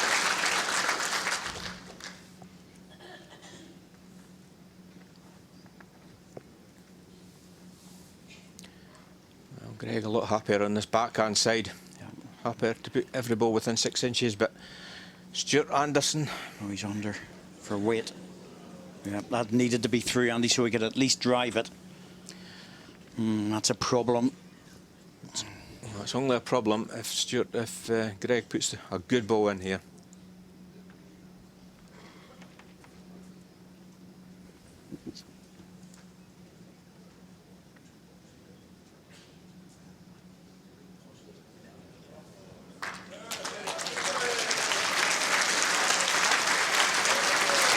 That was the shot that Stuart Anderson was after, and he's in bother here. 3 inches away. Gap on the shot ball, 3 inches. 3 inches, so I think it's still the backhand draw for Stuart.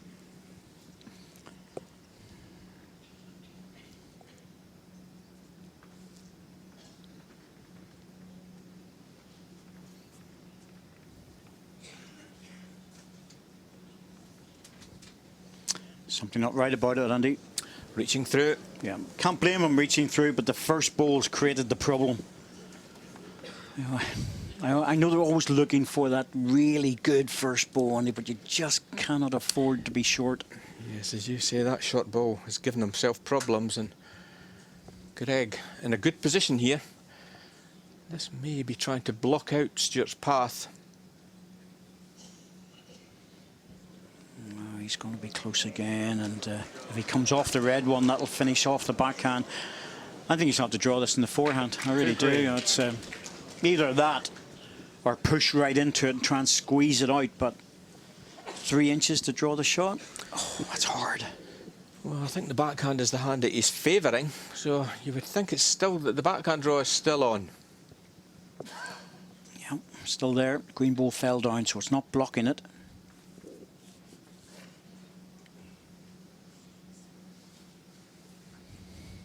Looks heavy.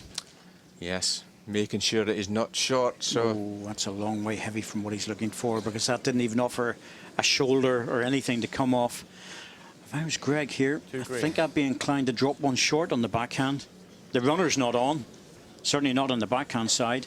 No guarantee of Stuart doing anything with the runner in the forehand. He's going to have to draw it cold. So we're looking good for a third end of a tiebreak. Yeah, I'd agree. Greg will not be going near his head, surely. Lies well. Doesn't need to make it any easier for Stuart. Blocker here would make life really difficult. Yeah, I think he's just staying away quite simply. Well, that's a default shot, isn't it? Not quite sure what's going to happen. Then you just go round deep, cover the respot. Yep, that's on one side. He's got the respot covered with the shot ball on the other side. But it leaves a backhand draw for the match. Yes, draw within 3 inches, you're in the world final. This is tough, really, really tough, especially with two bowls that have been heavy. He likes it. Well, he's certainly interested, let's put it that way. He likes this. Willie Bend. Willie Bend. Oh, what a ball coming up, is it? He thought, oh, I don't think so. Greg started to clap that because he thought the ball was going to drop in, but it's very, very close. Oh, he's not sure. It just seemed to hold out at the last second. He looked to be coming in. Oh, it's a measure. Oh, pressure. What's the reaction from Stuart Anderson? Give us a clue, Stuart. Yes, he's having a good look, and he's very much allowed to do that. Oh, I wouldn't call that one, Andy, because the bulge of the bowl favours green. It's sitting down. Well, a measure to get into the world final. When I was saying there about pressure, it's actually pressure on the umpire. It really is. And Stuart's just saying, oh, what is going on here? Please don't do this to me. It's close. Well, both players quite simply just praying. Stuart's shaking his head. I think he favours green. Well, it's the bulge of the bowl that he favours, that's all. Greg. Oh, that looked to go through quite easily. I think it's green.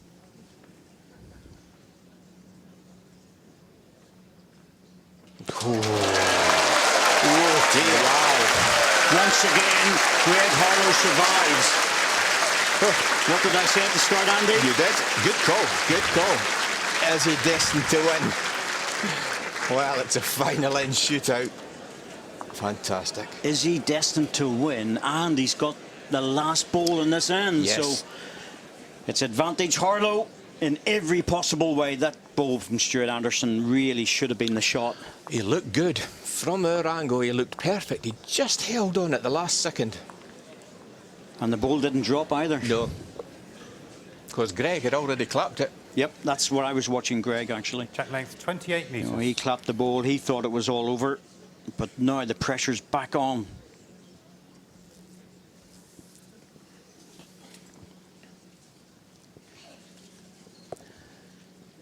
Well, if we thought the first two ends were tense, this is really going to test both the players.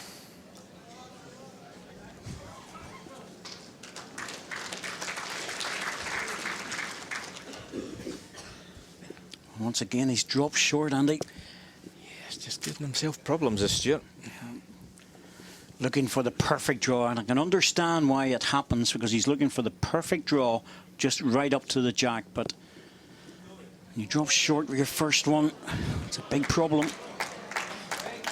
Well, neither ball probably lying, you would have to say at the moment. Well, the only thing is that forehand red ball is just a little bit in the way. Yeah, it might be a good protector if Stuart can get the shot. I don't think he's passed it. No, he's not running. Oh dear. Wow. Well, that really does make life very hard. Well, it blocks out both players quite simply. Whoever puts the ball on top of the jack here is definitely going to win this end. That's why Greg's taking his time. Relaxing that arm. Nice relaxed delivery. Push through the ball.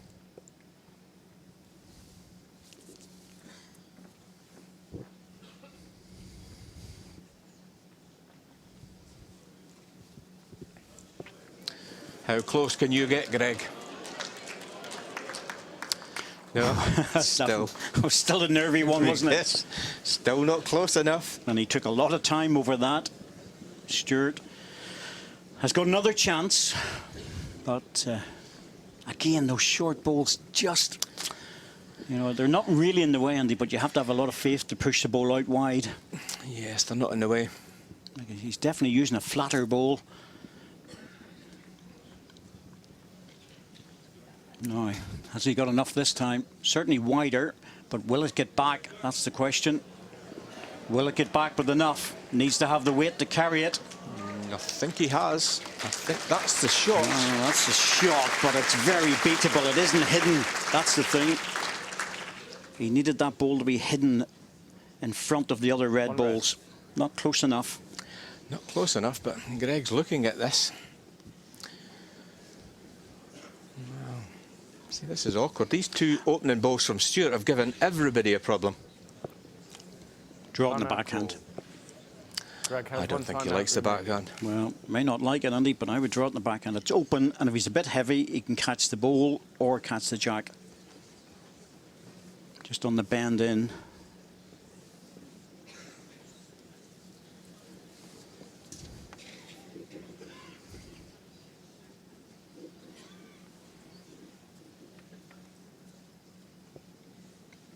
Well, he's angled here to go on the forehand, so... Yeah, I think he's playing the right hand. I think he's playing the hand that he does favour. And he plays a slightly wide line, Greg. He comes off the outside of the mat with a wider line than most people. He's too high.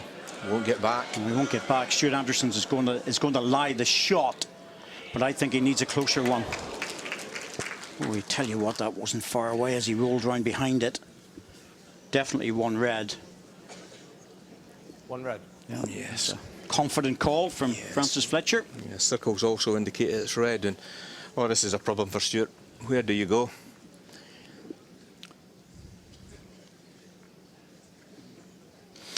Time out on this, he's down to 8 seconds, so what do you think, Andy? Will he try and draw another one on the forehand and leave the backhand open for Greg? I think I would go deep. Really? Yes, I think Greg might just take a chance at running at this. With the two front balls that are, well, 3 feet. Yes, that might just do damage. Well, well, he's playing the forehand. That probably means a draw. Probably trying to get a closer shot. I think he needs a closer shot, to be truthful with you, I really do. But he doesn't want to tap his own ball out either. Yeah, I don't think he'll tap it out on this. Needs to hurry, needs to run. Back position's all against, the front position's dead in the water now. Well, that's blocked the path for Greg. Yeah, I think that'll make up his mind. I think he'll draw it. I really do. Greg, I think Greg's looking at the runner here. If he catches any short red ball, the chances are he could follow through, pick the jack up, or take the red ball out. Well, we're looking at a running ball through the gap. If he doesn't get the gap, there's always a chance of bringing a red ball in. Well, this other red ball in as well. Never mind the outside one. So there's all sorts of chances there. The alternative, Andy. Nice little draw on the backhand, but that's a pressure ball, isn't it? I don't think he'll play that. I think he'll play a forehand runner, basically hoping that your luck is in. Simple as that. You did call this, by the way. Last 2 matches. Correct. Forehand runners. Correct. 1 bang on target, 1 off target. And that is why I think in his mind he'll be thinking, I'm quite good with this forehand runner. I'll hit the target and just hope my luck's in. What a big bolt we played before to try and get to the world final.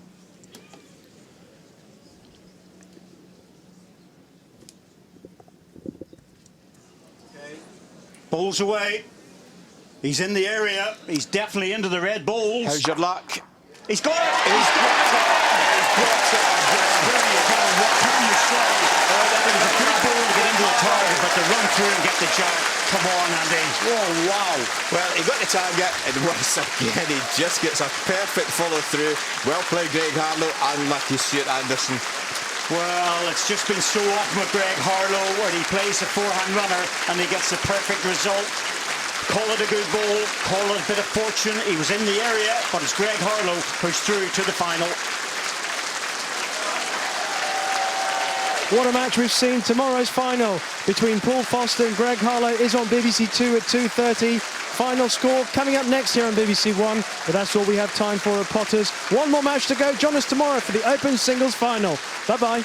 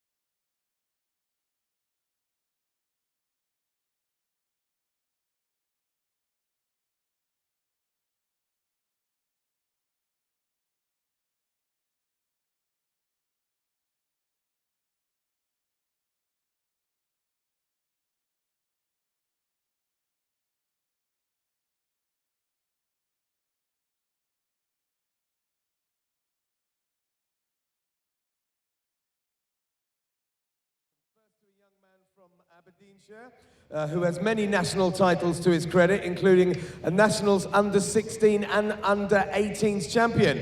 Ladies and gentlemen, your appreciation, please, for Jason Banks.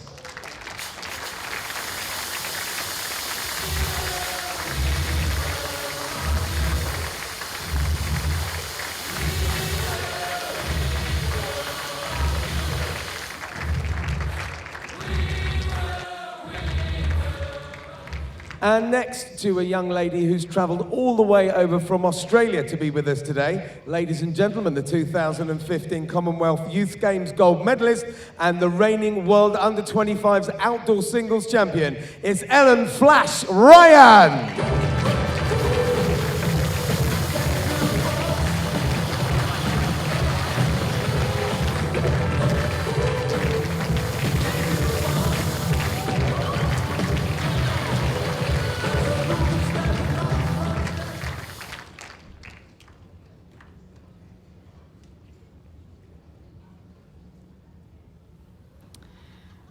Well, thank you, Richard, for that introduction for the players. And welcome back to our YouTube commentary, everybody. Good to be with you again this afternoon for this, our second semi-final of the Just 2017 World Indoor Bowls Championships Under-25s tournament. Second year that this has been Jacqueline, run. 29 metres. And we saw in our first semi-final this morning the defending champion Joseph Moa beaten by Martin Puckett. And Martin awaits the winner of this game tonight at 7:30.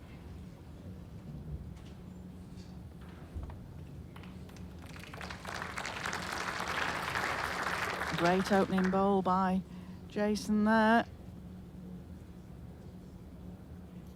Ellen's got a good pedigree, comes from very, very strong bowls country in Australia.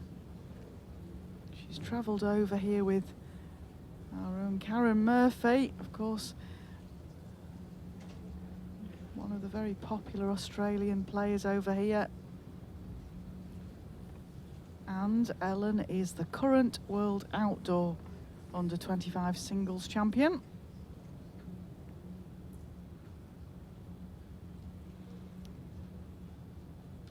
But Jason comes from a very, very strong bowling background.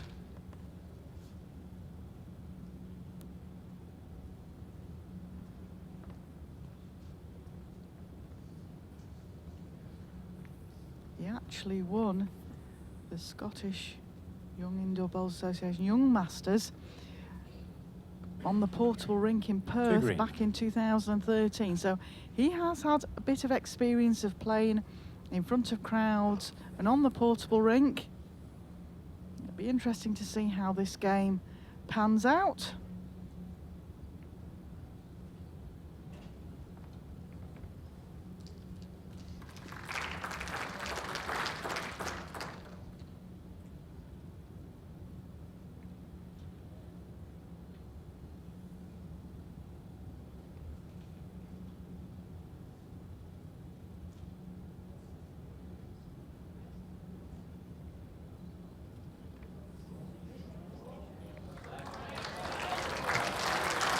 Great bowl there by Ellen.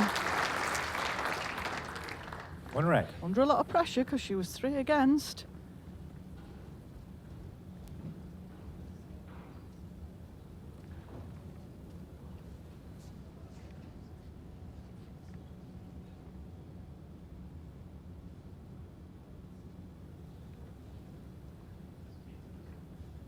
Now Jason. Chance, similar sort of bowl to Ellen's, little touch on the jack.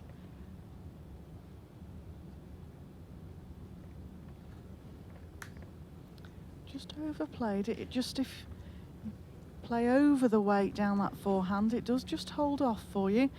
So Ellen's got similar bowl to a last to play, or play down the backhand to rest the green bowl.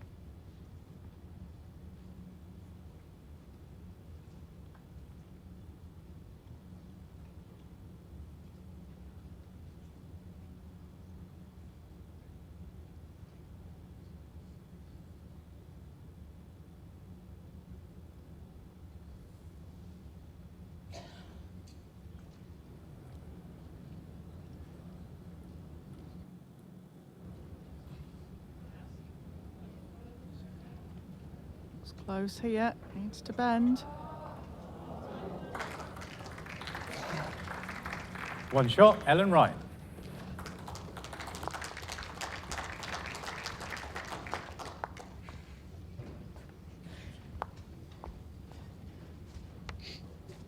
Opening end goes to Ellen. First couple of ends will be settlers for both players.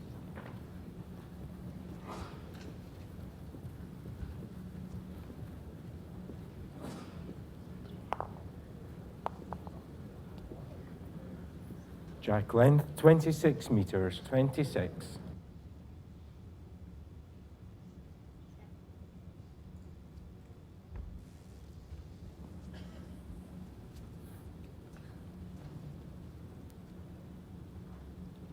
Looks like a good line here. All on her pace. Great opening bowl, Ellen.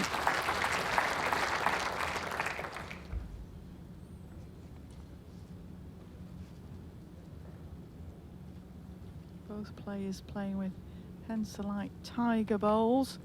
Ellen with size 3s and Jason with size 4s.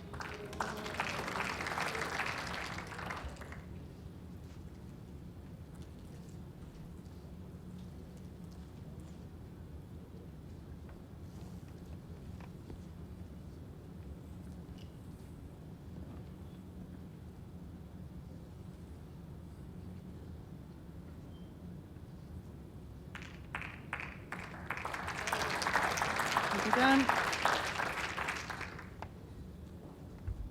One down either hand. That just shows that she's not frightened of swapping hands if necessary. Jason's following her down the forehand line here. One red and a measure.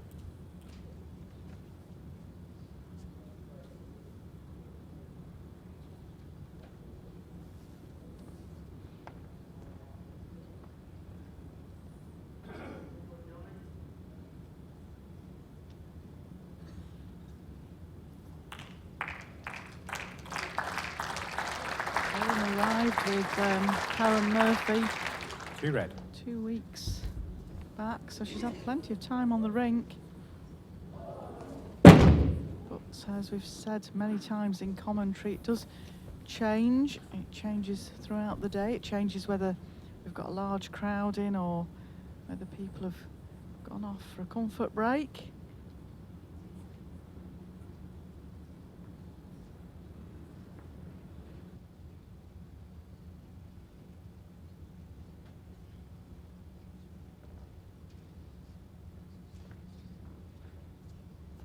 Well, shot clock's counting down. She doesn't seem to be fazed by that. Got that away on 2 seconds.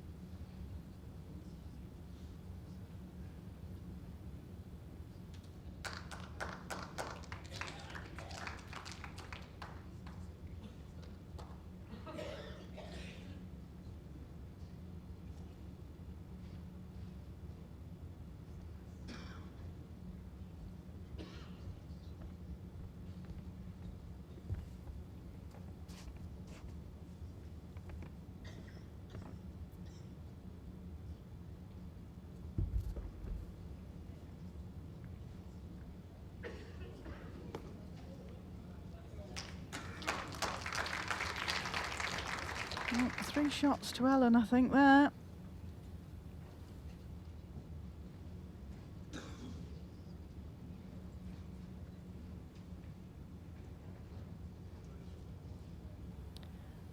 Looks like it might possibly be a measure for the third. Umpire. Yeah, umpire being Two called red, on. measure for third. Got the 2 Dans out there. Dan Blewett's the marker. Dan McManus the umpire. Dan Blewett, of course, has got the honour of marking the Open Singles final tomorrow. We now know who's competing in that. It's Greg Harlow versus Paul Foster, MBE. They met in the final in Scotland, Perth, back in November.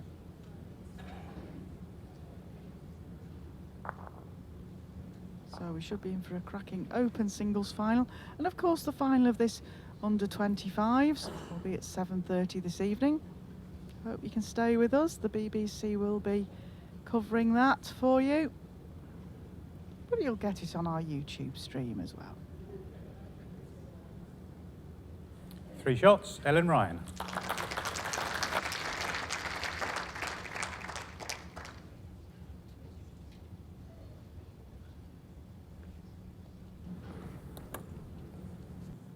Set score 4-0 after 2 ends.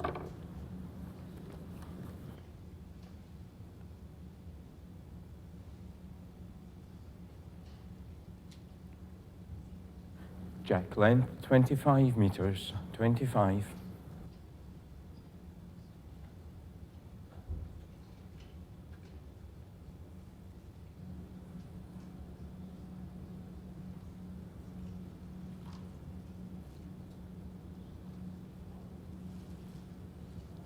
Close again here, Ellen.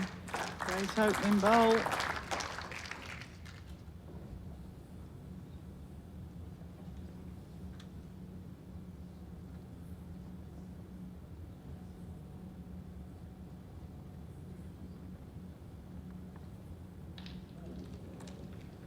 She's certainly got a good pedigree so far in a short career. She's only 19 years old, but Ellen's also won the Commonwealth Youth Games gold medal back in 2015.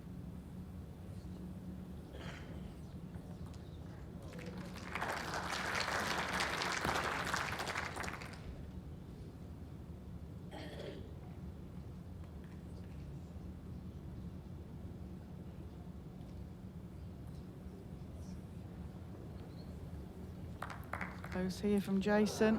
Oh, just went through. 2 red.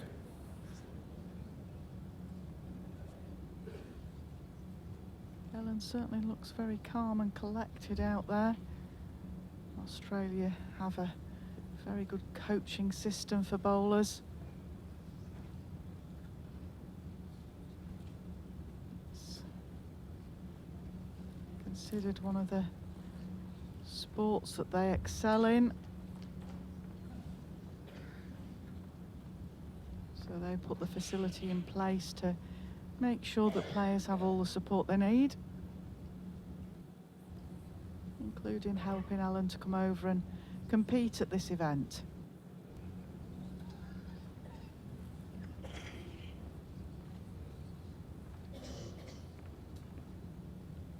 Two red and a measure. Again, holding 2 red. Certainly doesn't seem to be fazed by the shot clock. I know some events over in Australia are played under timings. I remember speaking to Willie Wood about this once, and that was his first experience of playing under a shot clock. He was out in Australia. Ellen looks good again here. Great bowl if it gets all the way back to the jack. What a bowl. 3 red. Jason deciding to reach at this again. A lot of people felt that Jason was one of the favourites coming into the finals here. He won his qualifier in Falkirk. Tough days bowls, a lot of very good young Scottish players about.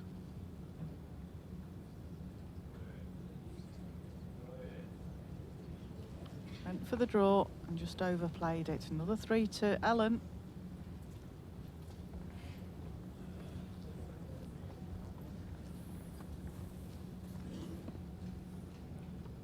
I think so.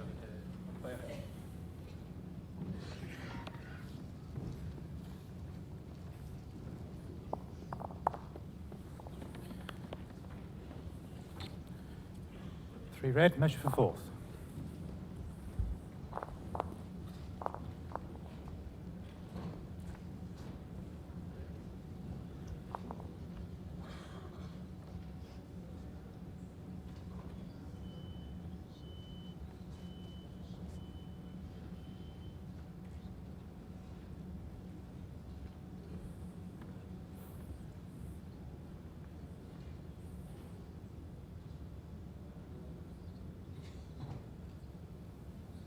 Close measure again.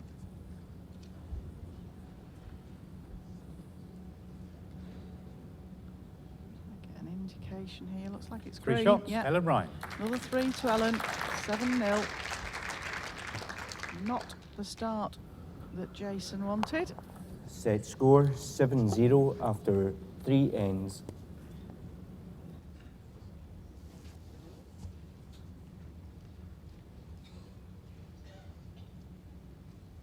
Of course, this event is played the same as the open singles. The best of 2 sets Jack of 9 length ends. 26 meters, 26. And if necessary, a 3-end tie break.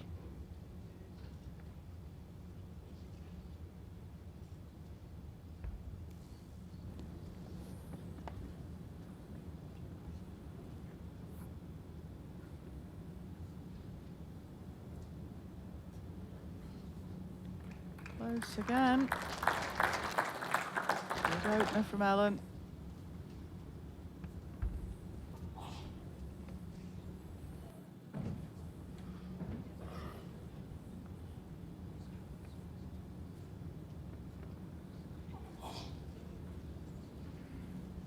Jason better here. We just want to get on that scorecard now, settle him down a bit.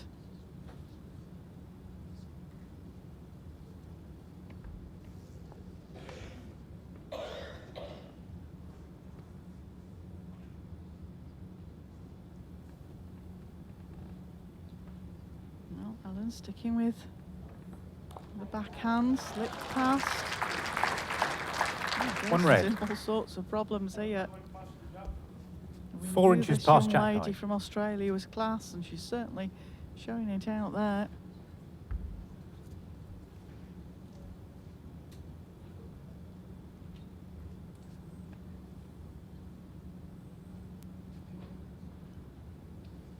Just a ball wide. Didn't want to be short though. Needs to give himself chances.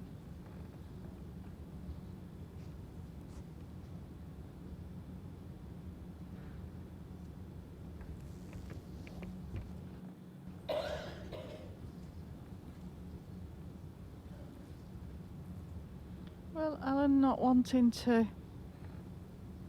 widen the target. 7-0 after 4 ends is, sorry, after 3 ends is very, very good. Quite happy to pick up 1 or 2 at this end. Jason will start having to chase shots in this first set.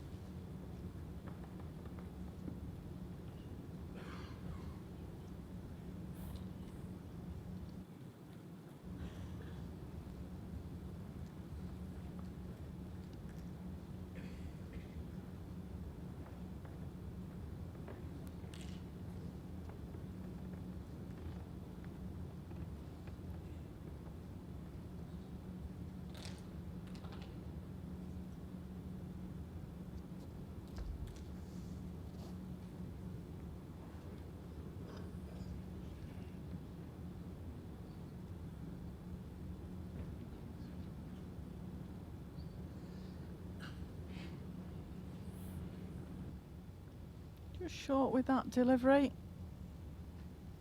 Still all the pressure is on Jason.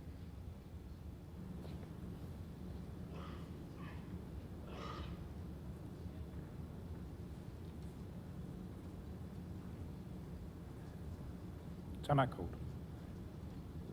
Jason has 4 timeouts remaining.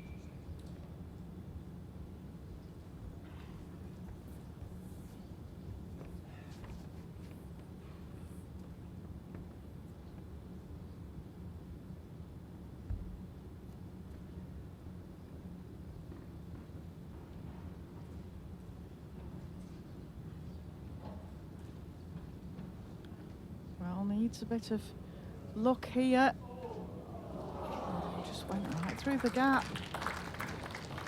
1 shot, Ellen Ryan. Set score 8-0 after 4 ends.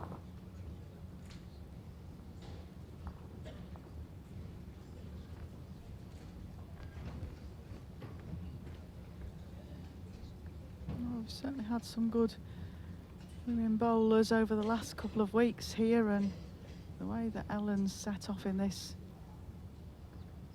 first set here of the second semi-final of the under-25s.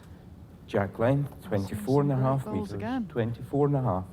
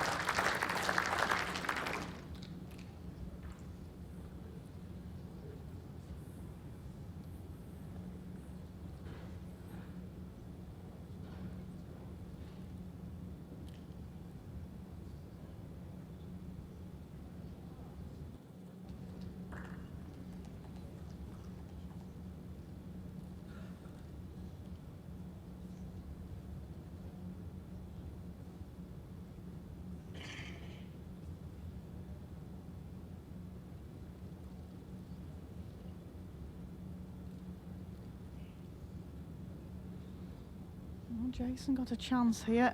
Wants to get on this scoreboard. Good track. Nice swinging forehand this. Needs to be perfect weight. 1 red.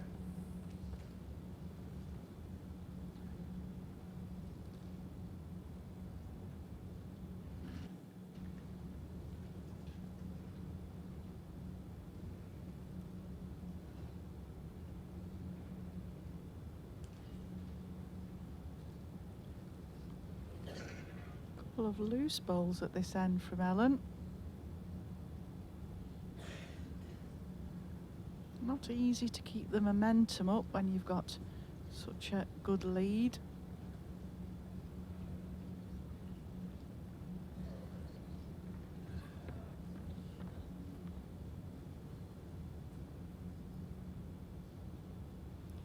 She needs to get another one in here really, otherwise Jason might have a shot on to take the lonely red bowl out the head.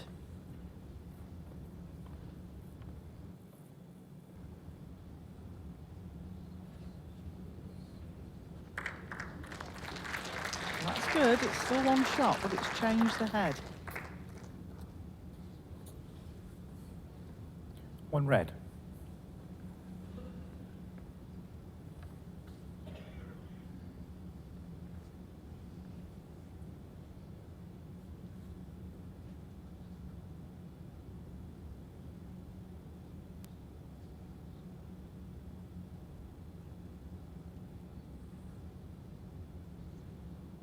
Played to try and reach to his green bowl.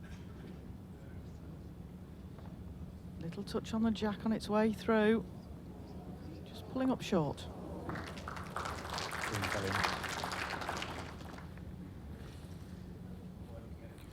One shot, Jason Banks.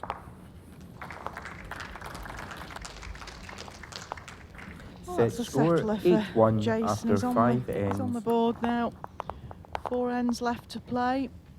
7 behind. Big ask, but he'll be able to change the length of jack here.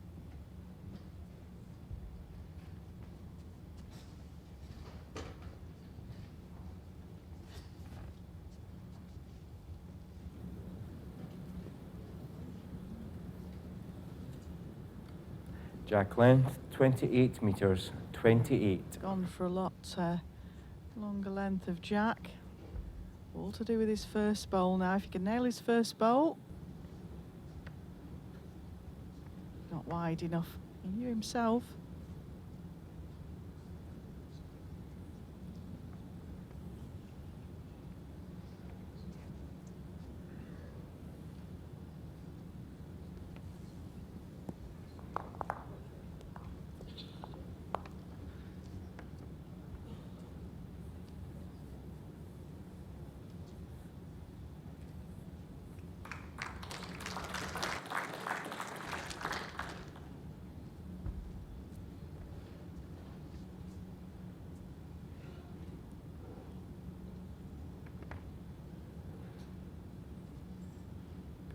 right from Jason here.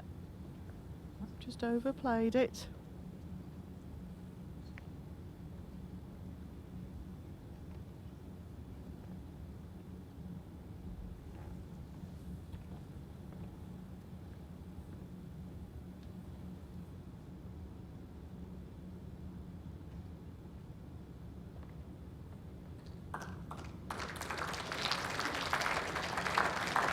Again, Ellen, very, very good adjustment from her Two red. first bowl.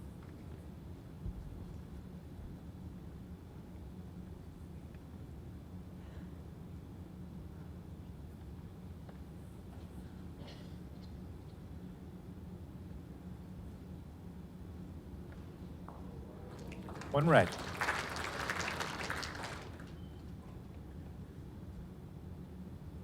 Ellen quite sporty, as are quite a few Australians.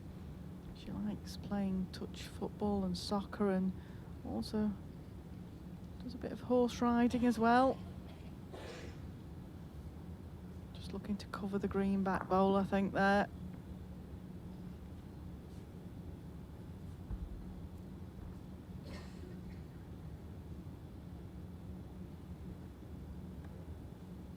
Jason, like the two gentlemen in the previous semi-final, is a current Scottish senior and under-25 international player.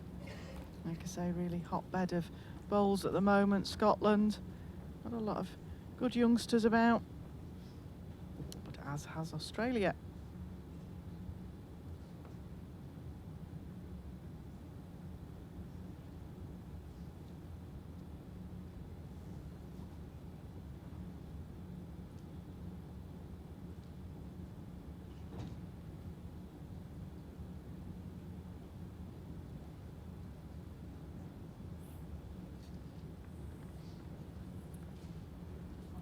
One shot, Ellen Ryan.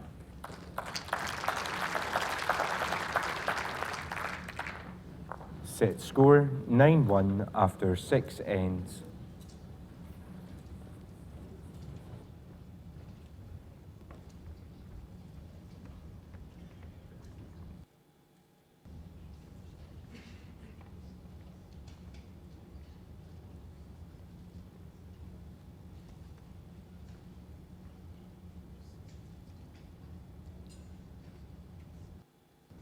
Jack length 25.5 meters, 25.5.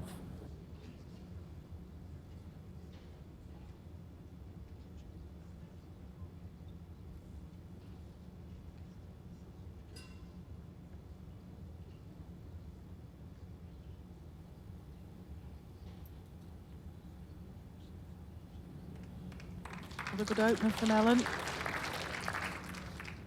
Jason really needs to find his drawing here. I know he's 8 behind with 3 ends to play. It's possible, but just needs to settle down.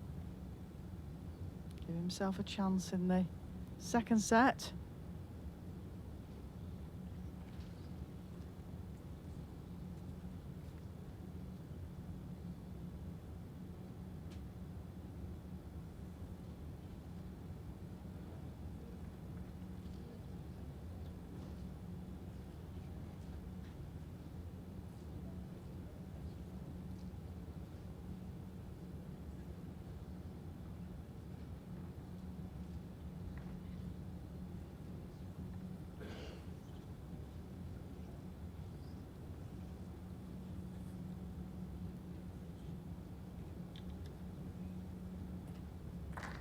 Better ball here from Jason. One green. Yeah, it's short by 8 centimetres.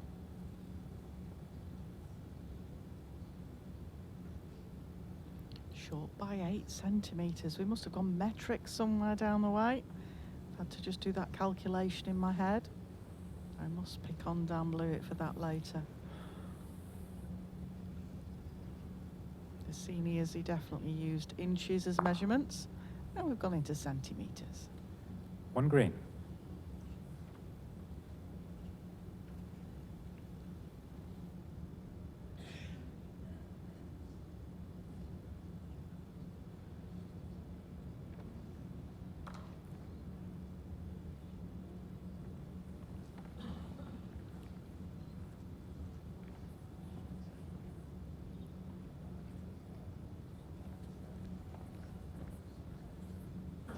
2 green.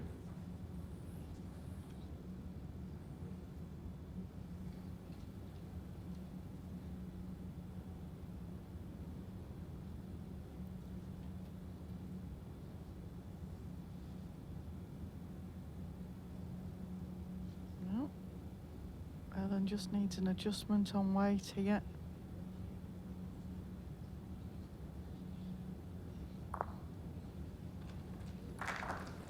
Might have saved. 1 green. 1 green.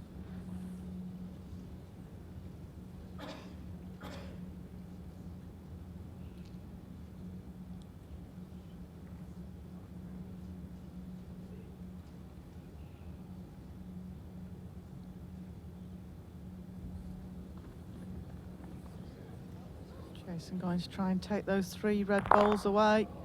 Gets a piece of the jack. Of course, the situation was he needed to count, and there was a chance there. A few R's from the crowd, but really it was an opportunity for him. I think he'll be... Could be the one in the ditch that counts.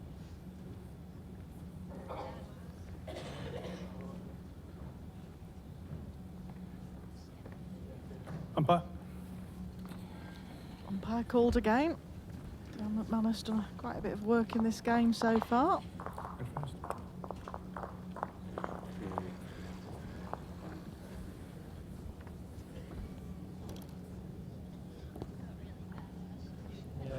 Yeah. Still on.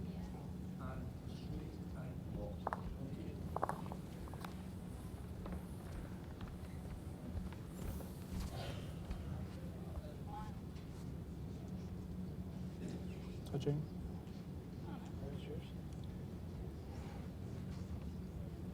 It's quite close, this one.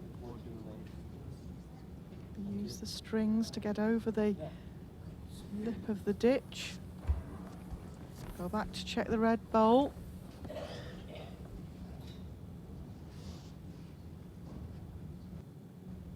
Touching. 1 red. 1 shot in the first set. Ellen Ryan.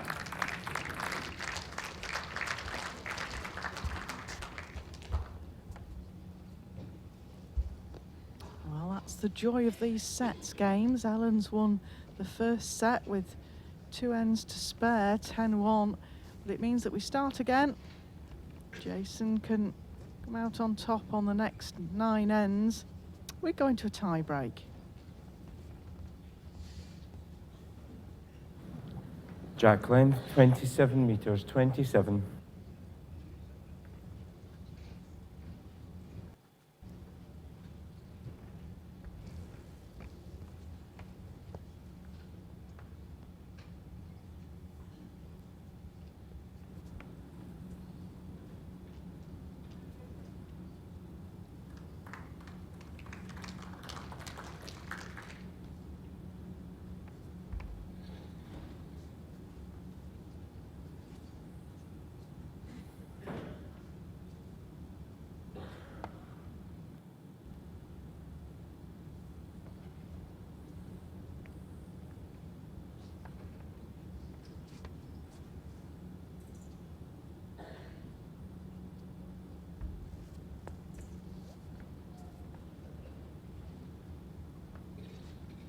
Good track again from Ellen. She's made the adjustment on her weight. Looks like she has.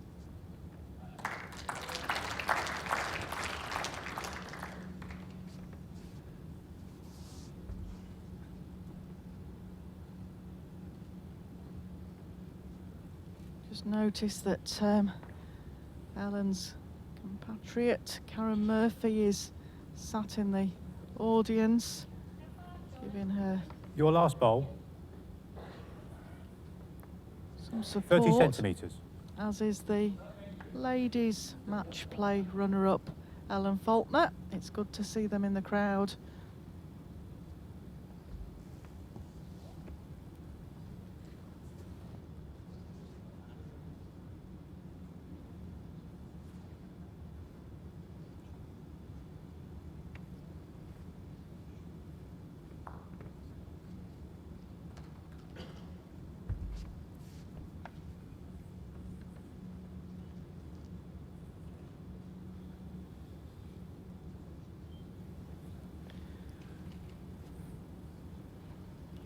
Needs to just run a touch again.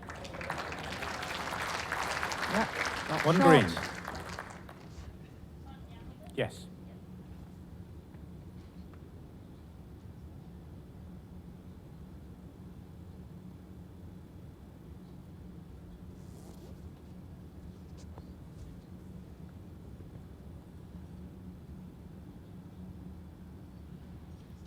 Well, Alan, can you just adjust that pace?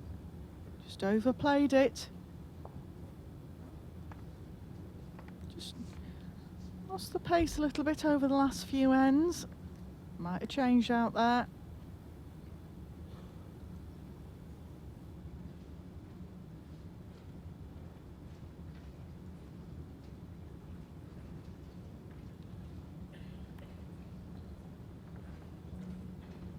Just one shot, Jason Banks.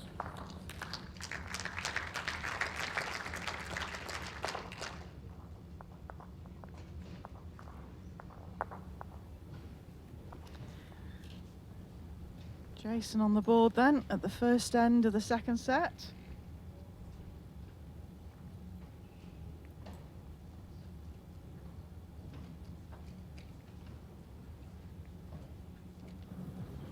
Looks to be going quite short with this jack.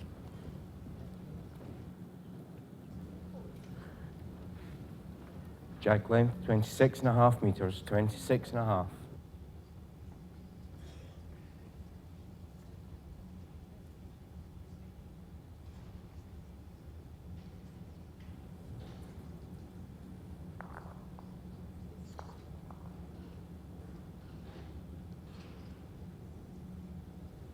Not a bad opener, just a touch short.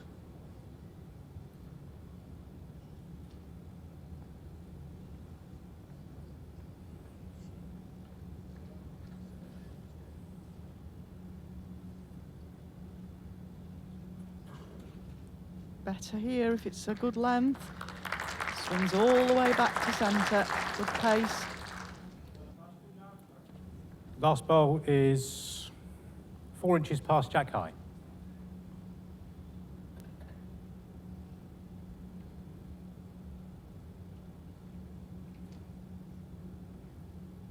It's under the line here. If he's played it with a bit of weight, it will reach the red bowl.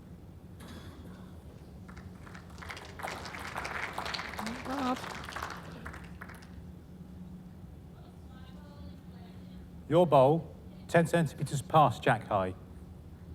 Now we got the centimetres call again there. I'm wondering now, and people around me are thinking as well, the call could be that Ellen Ryan's actually asked for measurements in centimetres. Dan's the man out there, so he will oblige to help.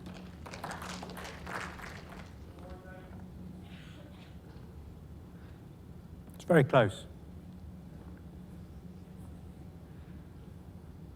Of course, we're more used to hearing distances in inches, even in the modern day now. Inches and feet but if the Australians are used to metric, well, there's a great view of Jason's mum and dad and sister in the middle there, Carla, very good player in her own right. She was in the ladies' World Match Play qualifiers at Falkirk. Just missed out, but certainly put on a good show at that event.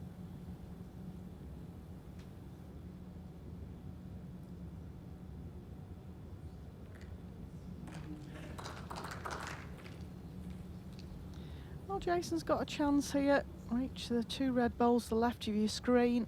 Turn them out, little touch on the jack. Couple of chances down that forehand.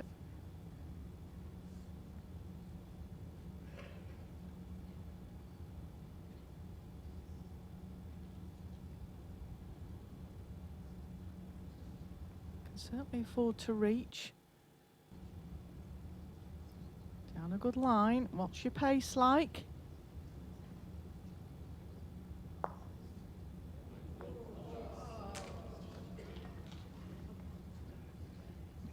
Has he had a bit of fortune there, or has he tipped it to the red? Ellen just asking Dan Blewett to give his opinion.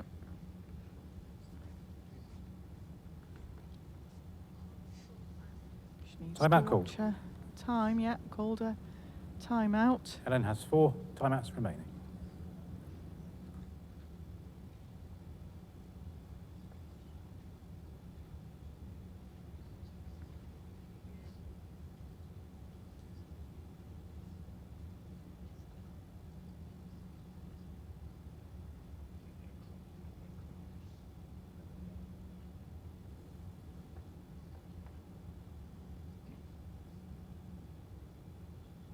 Just looking for the perfect draw off the side of her own bowl. Gonna swing under. Could be another measure called for.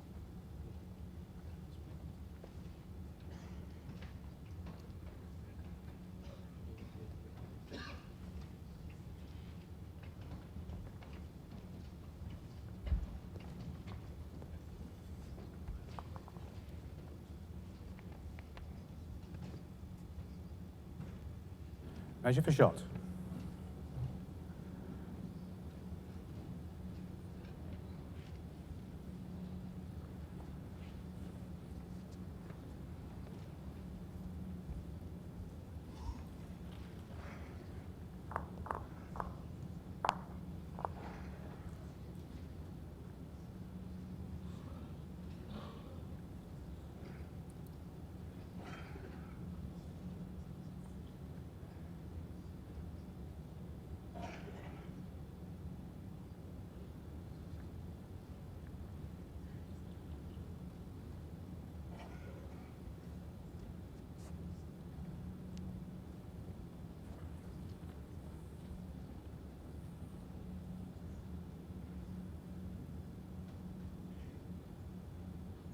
Tight measure here.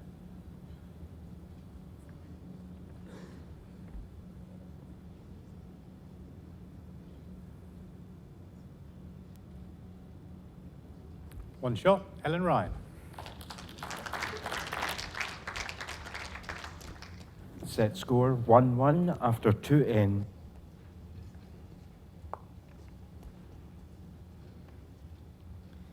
Well, certainly the new umpire to this championship's Dan McManus getting tested on the umpiring skills in this game. He's been on there a number of times.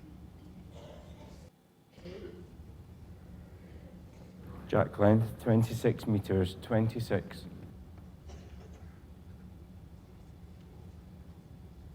Again, sticking to a shorter length jack, Ellen.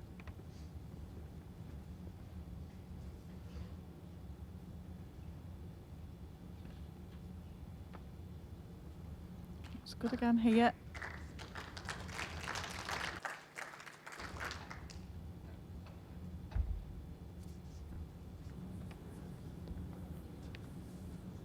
Jason's body language didn't like that. Oh, he's well under the line.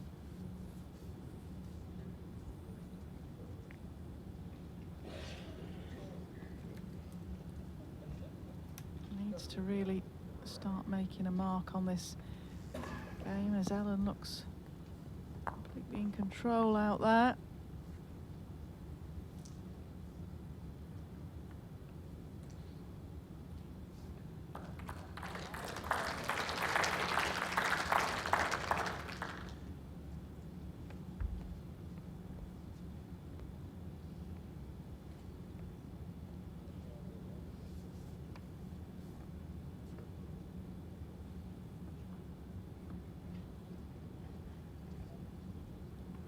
Two red.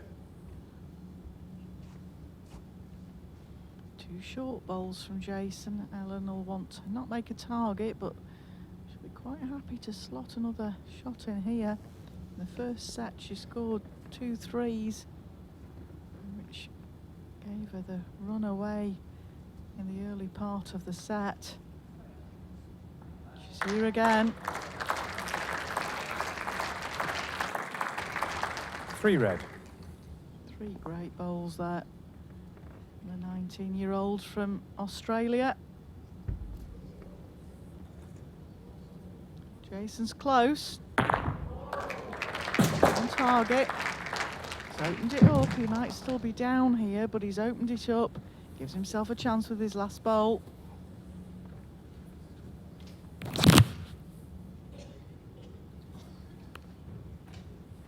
Three red. Yeah, it's still 3 red, but there's a lot of room there. Couldn't have really hoped for a better result than that. Giving him a chance. Let's see what Ellen does with this. Has she practiced any bowls to the respot? We're about to find out. Urging it on. Looks pretty decent to me.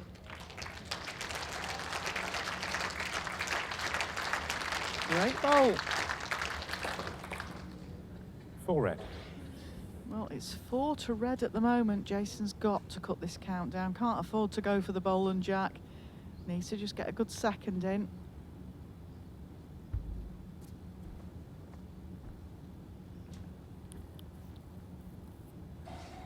He's down a very good track. Well, if he reaches up here, needs to run, got a chance. And great effort. 1 shot, Ellen Ryan.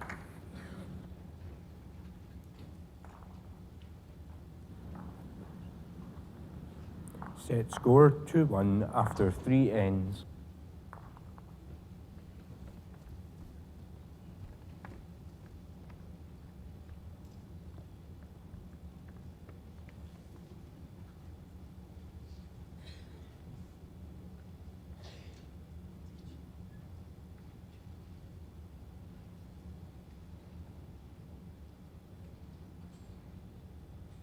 Jack length 26 meters, 26. Sticking to a 26-metre jack, but it's served her well. No need to change it. If it's not broke, don't fix it.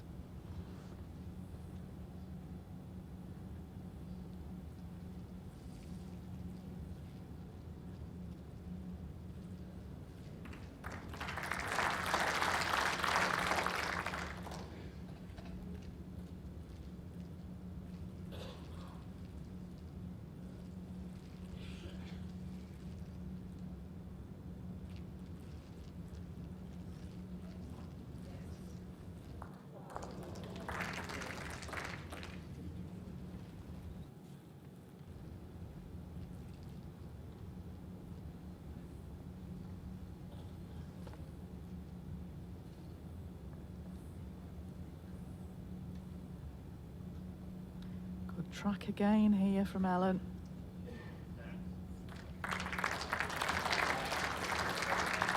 Buzzer's going to go.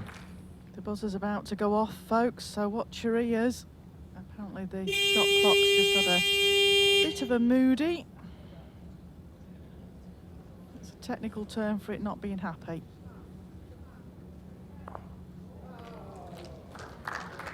One red.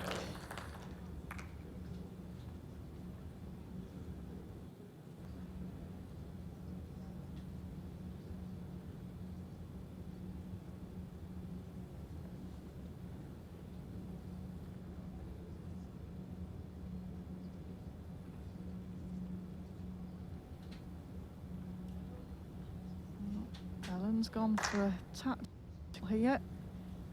She's currently holding 1 shot.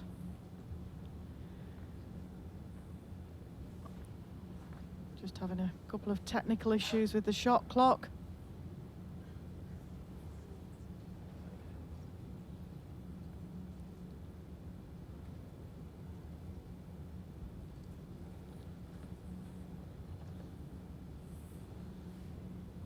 Close here, Jason. Needs the right result.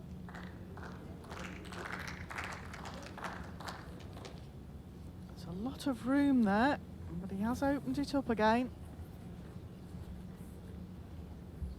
That's what he needs to make sure that One green. Ellen doesn't run away with the set. She won the opening set, don't forget, folks, 10-1 after 7 ends.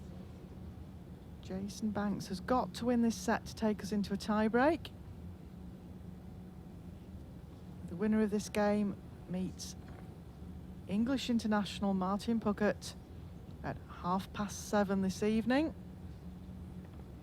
You'll be able to get that on the stream and also on BBC networks. 1 red.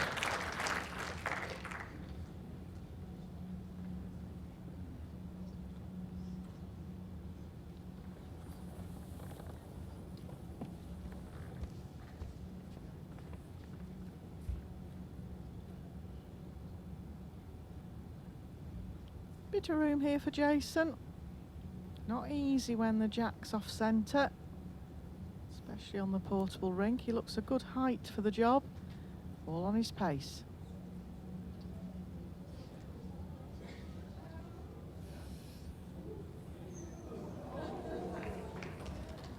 Hung on to the edge of the rink, not sure whether it's made shot or not.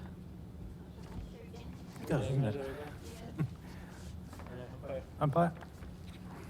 Umpire being called out Measure for again. shot.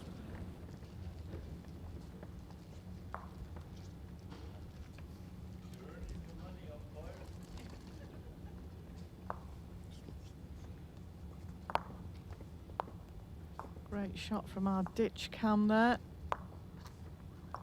Umpire and marker.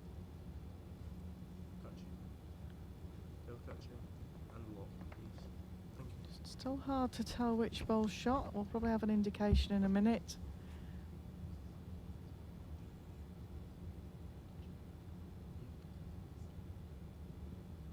Looks like it could be 1 red.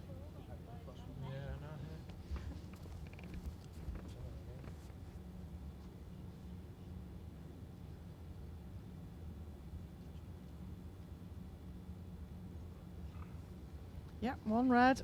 1 shot, Ellen Ryan. Set score 3-1 after 4 ends.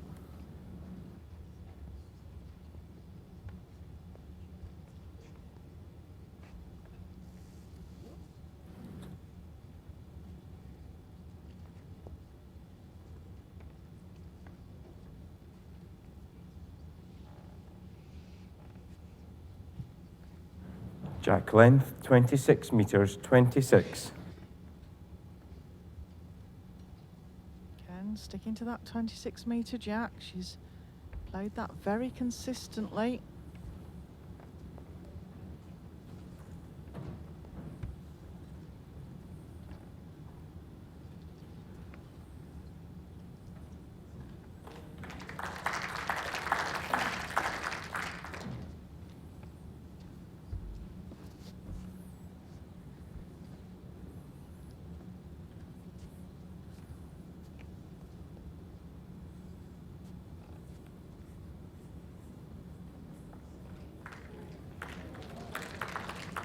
And certainly Jason's finding some gaps today.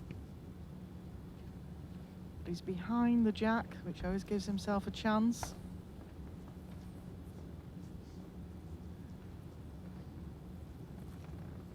Ellen looks on a tidy line again here.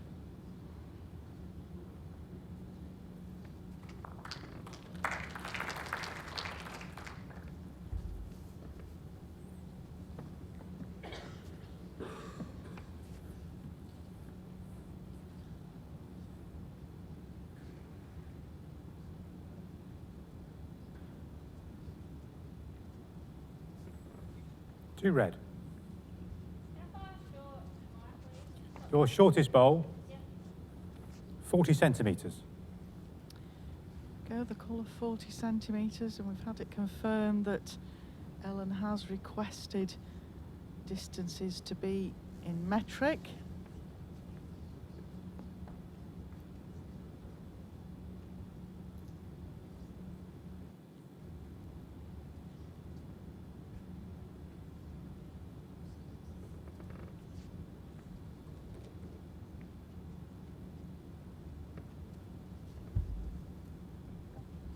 Not a bad positional bowl from Ellen there. It stops Jason having any sort of run at the jack. Just wants an open draw here, though. Anything back to the jack. Good for Jason there. One green. Interesting now the choice That's of shot passed from Ellen. by And she might choose to 15 reach centimetres. to take that bowl out or just draw to it.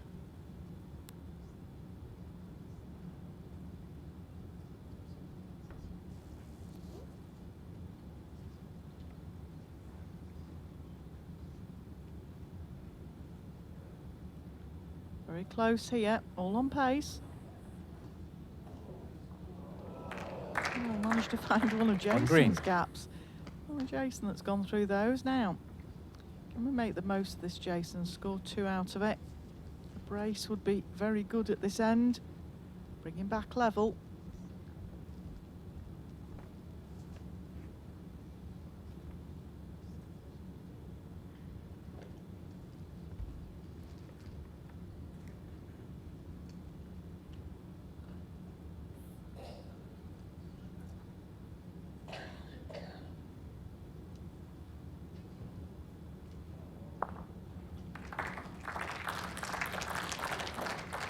Yeah, possibly got 2 out of that.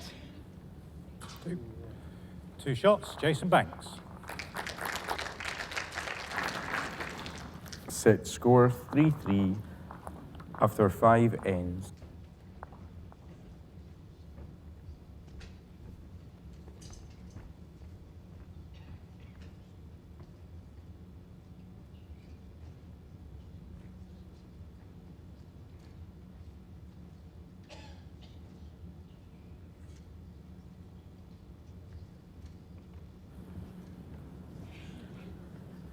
Jack length 29 meters, 29.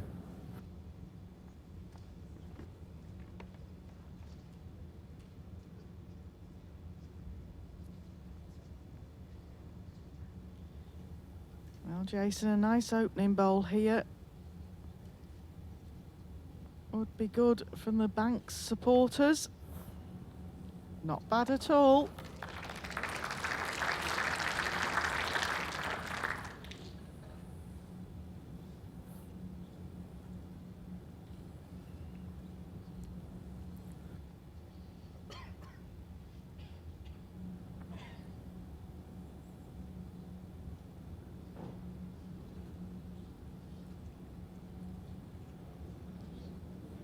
Great reply from Ellen. On green.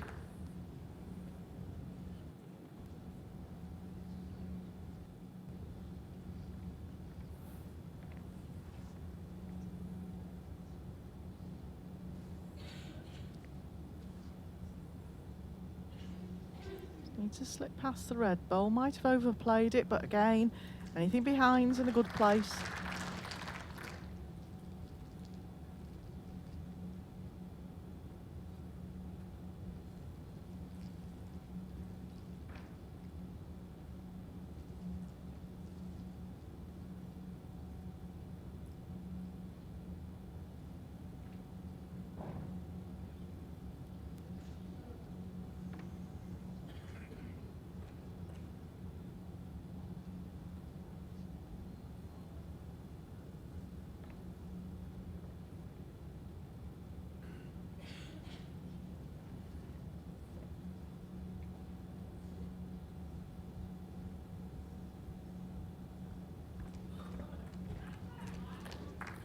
The gap to yours is 8 centimetres, Jason's 3.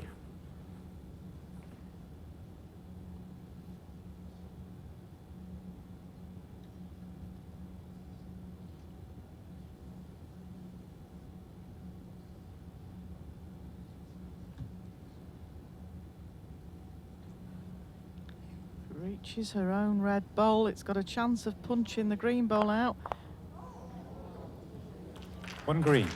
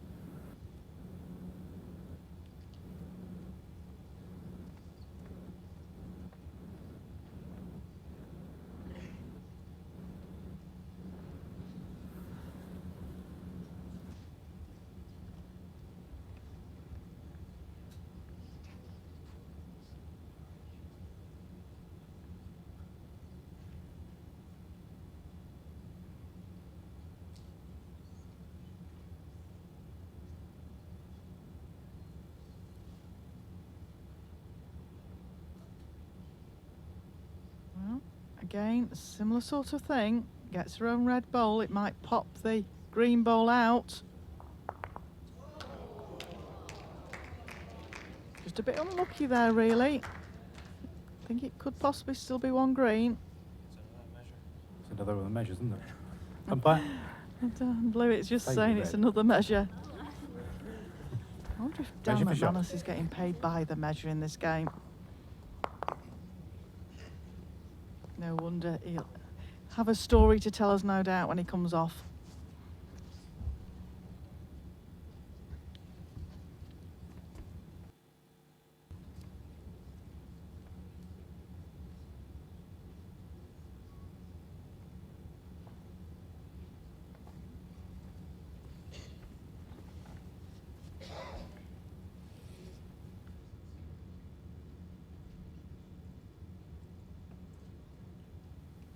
One shot, Ellen Ryan.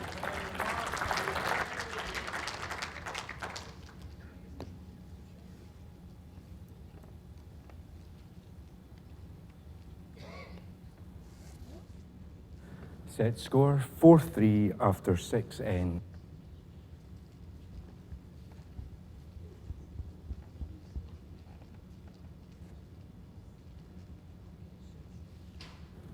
Jack length 28 meters, 28.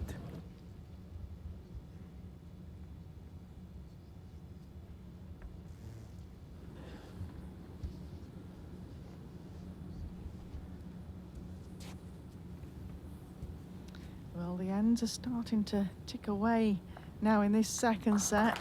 3 ends left.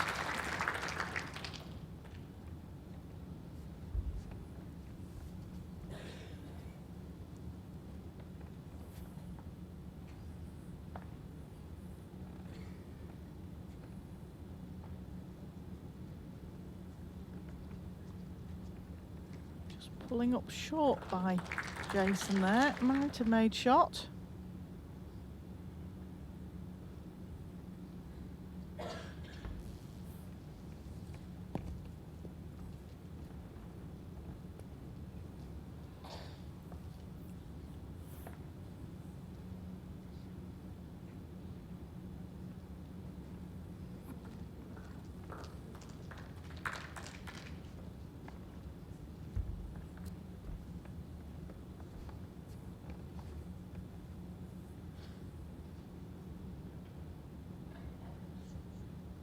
Jason really needs to be reaching with this bowl. One red. Yes, one red. That one.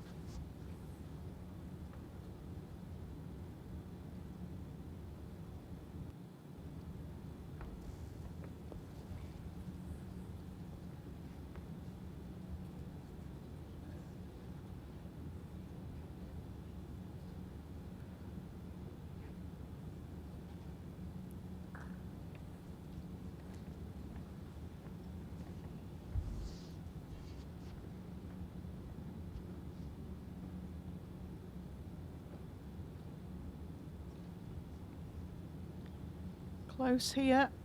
Just needs to finish. Yeah, great bowl, Jason. One green. One green. Certainly putting himself with chances of winning Gap this of second 10 set. centimetres.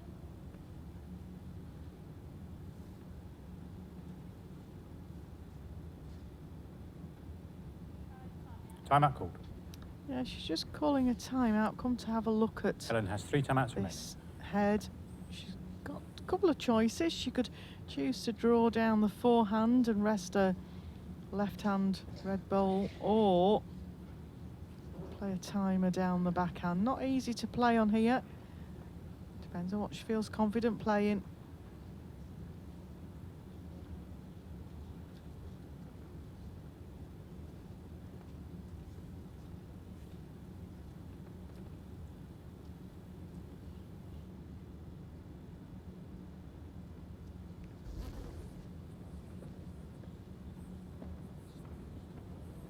Played the timer, got it away, perfect. One red.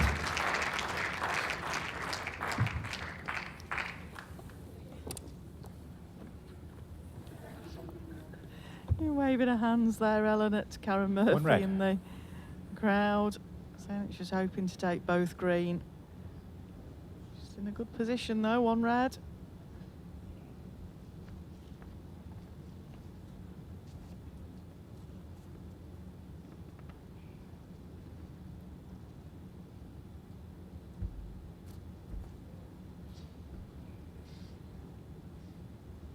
Just got to repeat delivery here from Jason.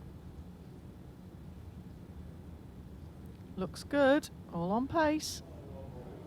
Touch the jack out. Perfect bolt. 1 shot, Jason Banks. Set score 4-4 after 7 ends. And 2 ends to go. Jason's still hanging in there now. Just played a couple of good ends. Could we see a tie break in this second semi-final?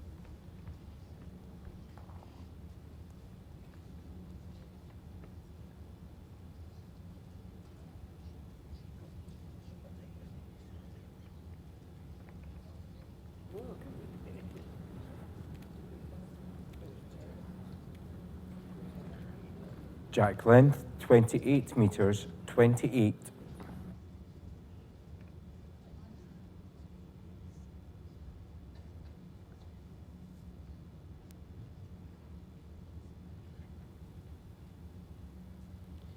Needs really to get a good lead in here, Jason, just falling short.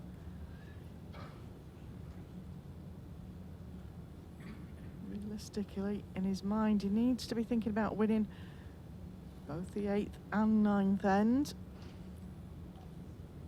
Get the momentum going in his direction, which gives him a good shout in a tie break. Ellen not short.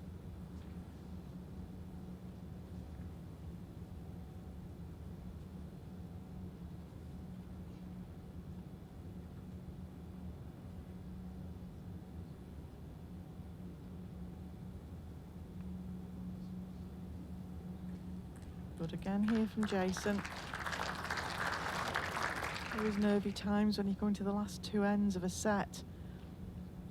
Especially if you lost the first set, you've got to try and hold it together to win the second set.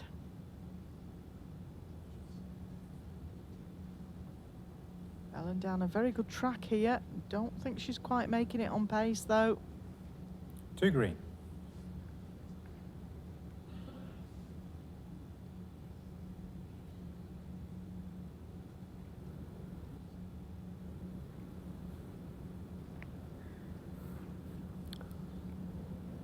Trotting up after this, must like it. Needs to run. 3 green. Yeah, it's made it.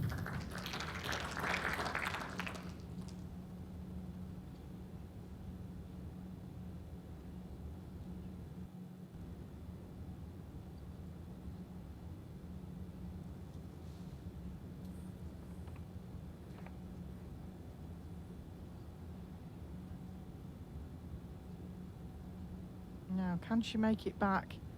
Is it going to get wrecked on the green bowl? 3 green. Big chance here for Jason. Ellen's still got a bowl left.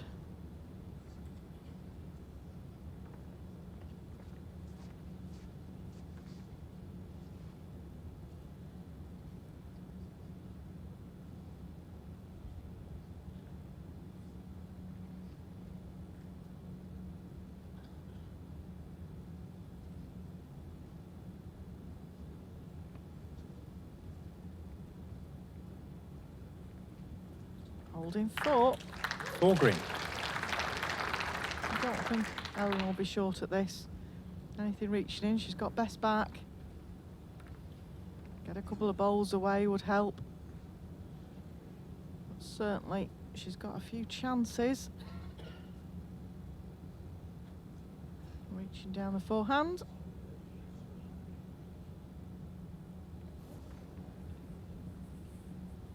Watching it.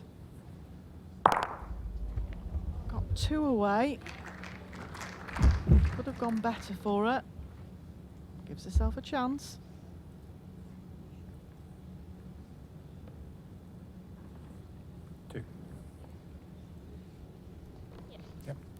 2 shots, Jason Banks. Well, last end. Set is 2 score shots up. 4-6 after 8 ends.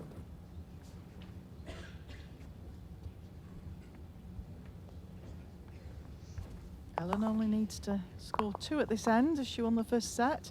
A tie will do it. Jason's certainly played well the last few ends. Hung in there, bit of grit and determination from Jack the length, young 29 Scotsman. metres, 29.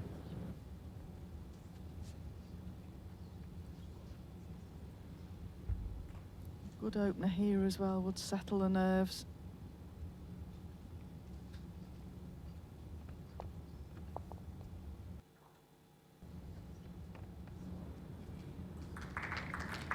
And that is a good opener.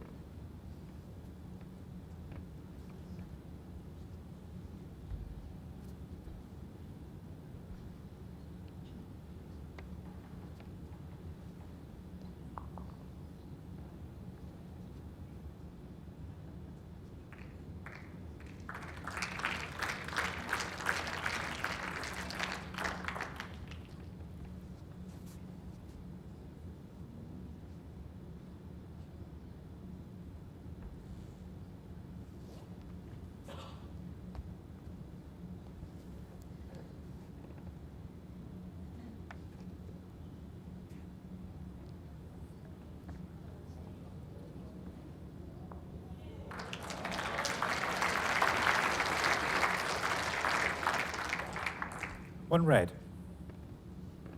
Well, Ellen's got one of the 2 shots she needs.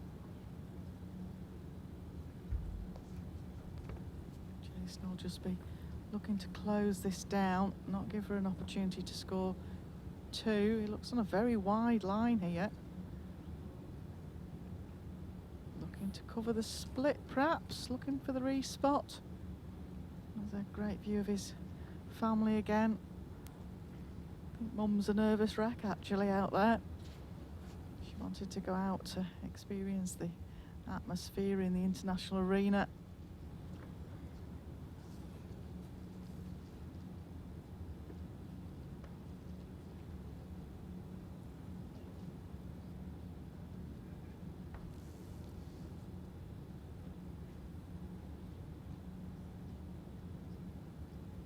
Wide line, it'll come all the way back if it's a length. It's very close here. Great effort here. What an effort that was. It might just not have made it. Asking Dan Blewett to have a look. Just the one. Yeah, just the one. One red.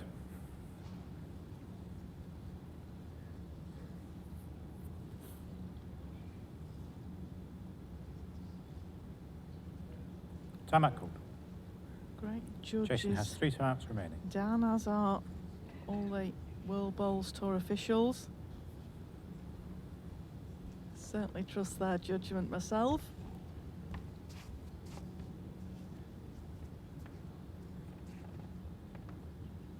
Jason's knowledge that he's only 1 shot down, but Ellen can just get inside her own bowl, rest back on the jack.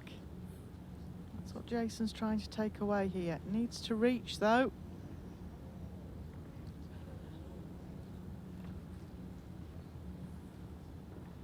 Needed to really be another couple of feet there, Jason. He'll know that. Big chance for Ellen here. If she doesn't make 2 after this bowl, we're going to a tie break, but there is a very big chance. Doesn't need a lot of adjustment on a last bowl.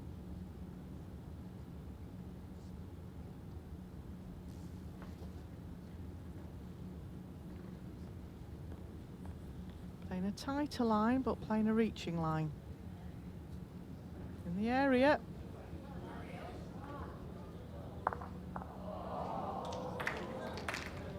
One shot, second set, Jason Banks, match tiebreak.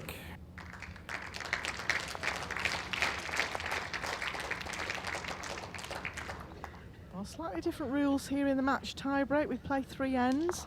The first player to win 2 ends takes the game. Dan, I think it's just explaining the rules.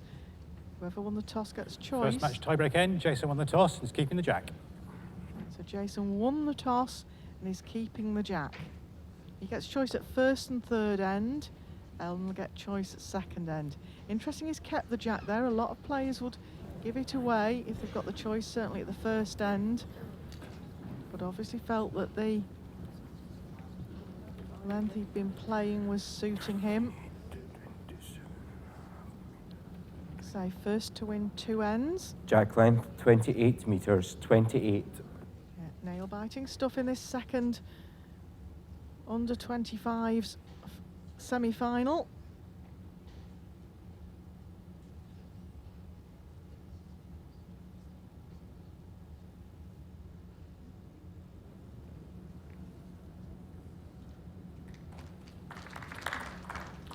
Just slightly short, great line.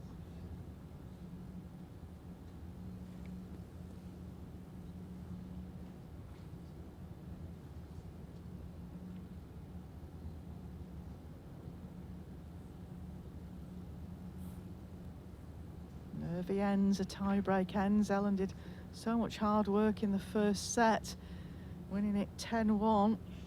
And Jason's won the second set 7-4, so we're in a tie-break.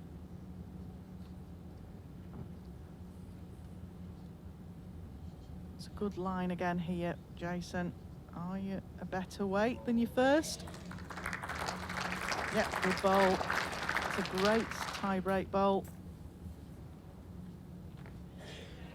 The gap is 10 centimetres. It's in front, short.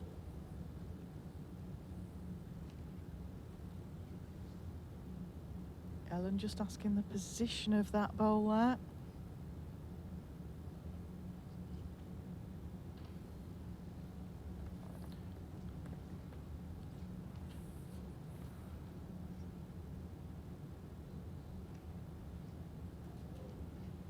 In the area, any sort of movement will help the cause. Yeah, that's a good bowl. On green.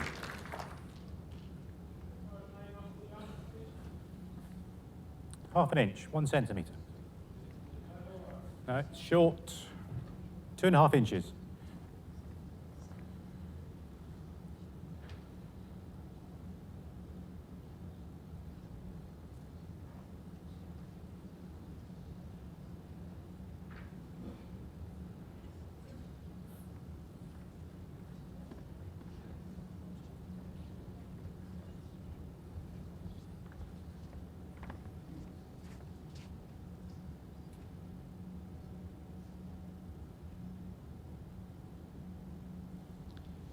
Chance again, Ellen will want to do it with this bowl.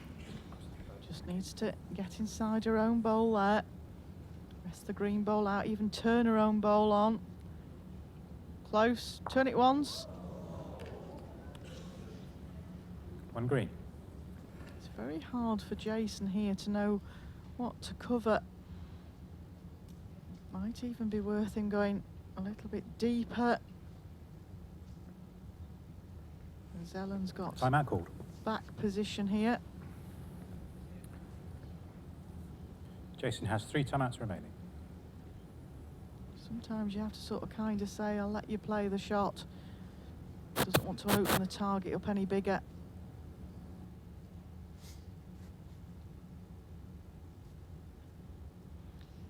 He's been in tie breaks many times as Jason. He'll know how to handle himself. He's put himself in with a chance again. I bet Mum's biting her nails out there in the crowd. Needs to run a bit. I don't think that's helped. Right, Ellen. Half a bowl difference in line. Similar sort of weight.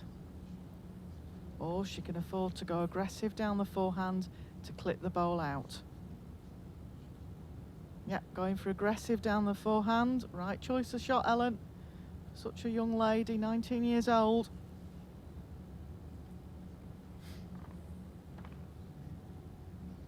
This needs to move. Thought she might have gone with a quicker weight than that. First end, Jason Banks.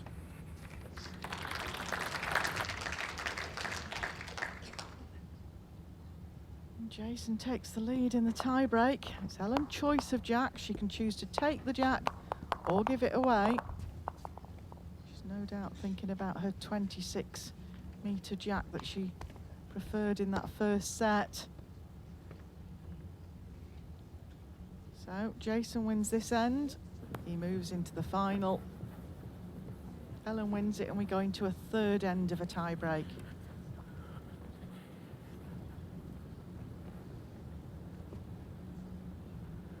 Jack length 26.5 meters, 26.5.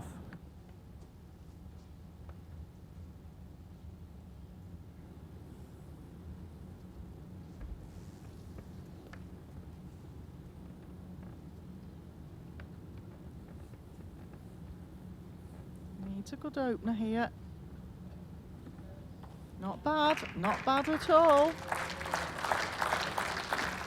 Great start.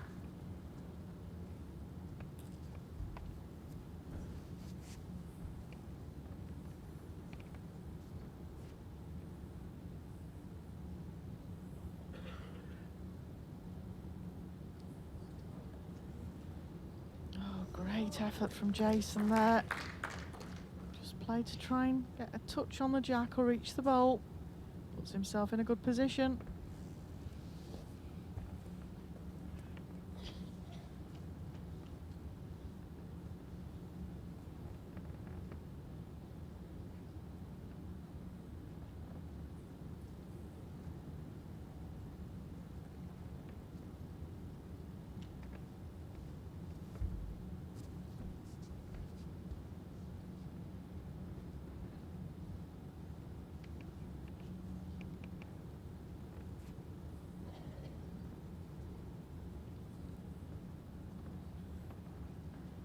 One red.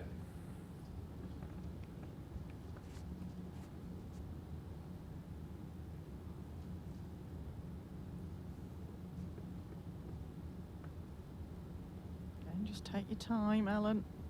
Plenty of time on that shot clock. Get another one in close.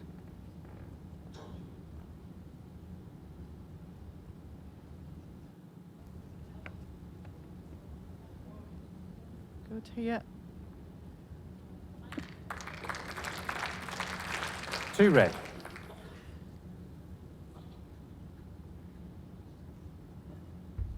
Jason's just got the draw on here. He can't really take both bowls off the backhand, so choosing to stick to the forehand draw. What's his pace like?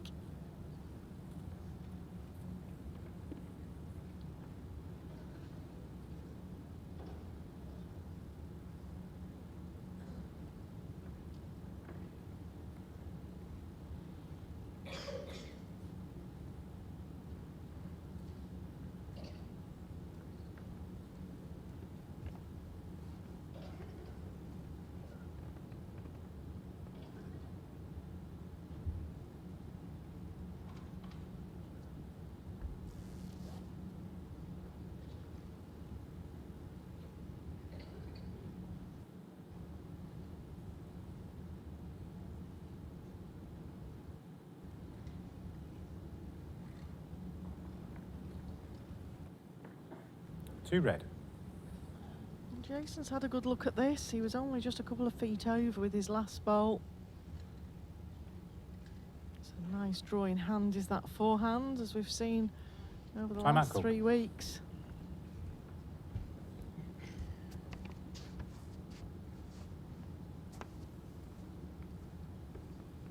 Take his time, steady himself. He's taken a time out, giving himself plenty of time. Big bowl this for Jason Banks. Don't know whether his body language likes it. He's under the line.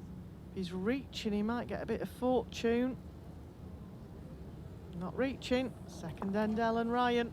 Second end, Ellen Ryan.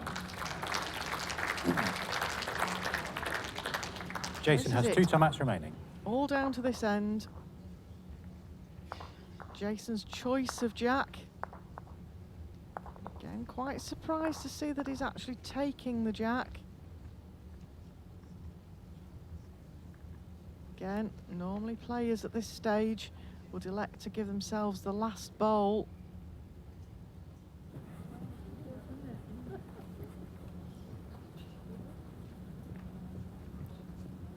But choosing to take the jack himself.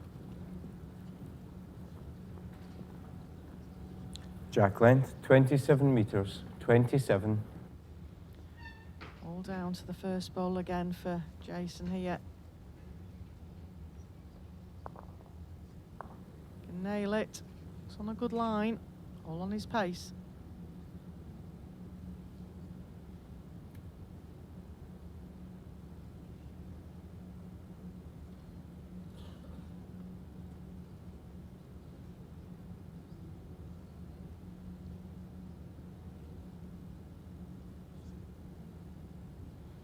And Ellen's on a good track as well.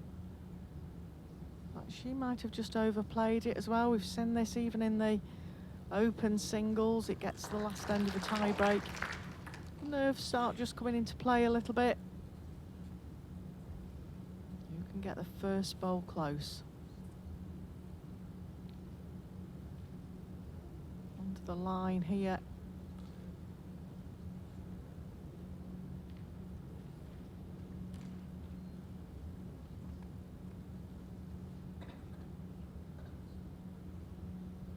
Pressure on both players here.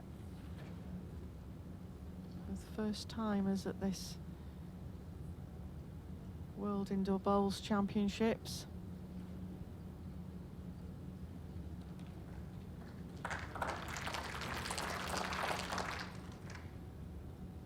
Close, I do favour your green. Favours green. There's still quite a bit of room there though.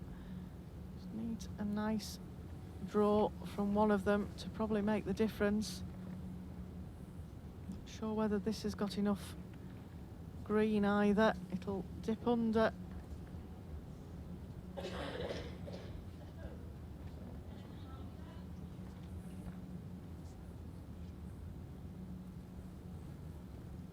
Still fairly close, but probably 2. Always hard to tell from our camera angles. That's why we have the man out there on the rink to tell us what's happening and to keep the players informed. This is a nice wide line. If it's a length, it'll make it all the way back. Shot. 1 red. Well, Jason, you're going Timeout to called. draw. Jason has 1 timeout remaining. That bit more green. His length was very good with his previous 2 deliveries. Took that time out very early. He still had 25 seconds left. Most players tend to leave it to under 10 seconds to give themselves the maximum amount of time. So this bowl to stay in this championship. From the Scottishman, Jason Banks. Looks a great line, all on the weight of this. What is your weight like, Jason? Can it make it back? No, it hangs off. The youngster from Australia. Yep. Third end of the match, Ellen Ryan. Ellen Ryan takes the second semi-final, and she'll face Martin Puckett tonight at 7:30 in the final of this World Under-25. Well, there we Thanks have so it. much for your company this afternoon. Please enjoy the rest of the tournament. The final tomorrow of the open singles. Greg Harlow versus Paul Foster MBE. Thanks so much for your company throughout these championships. Janice Gower signing off.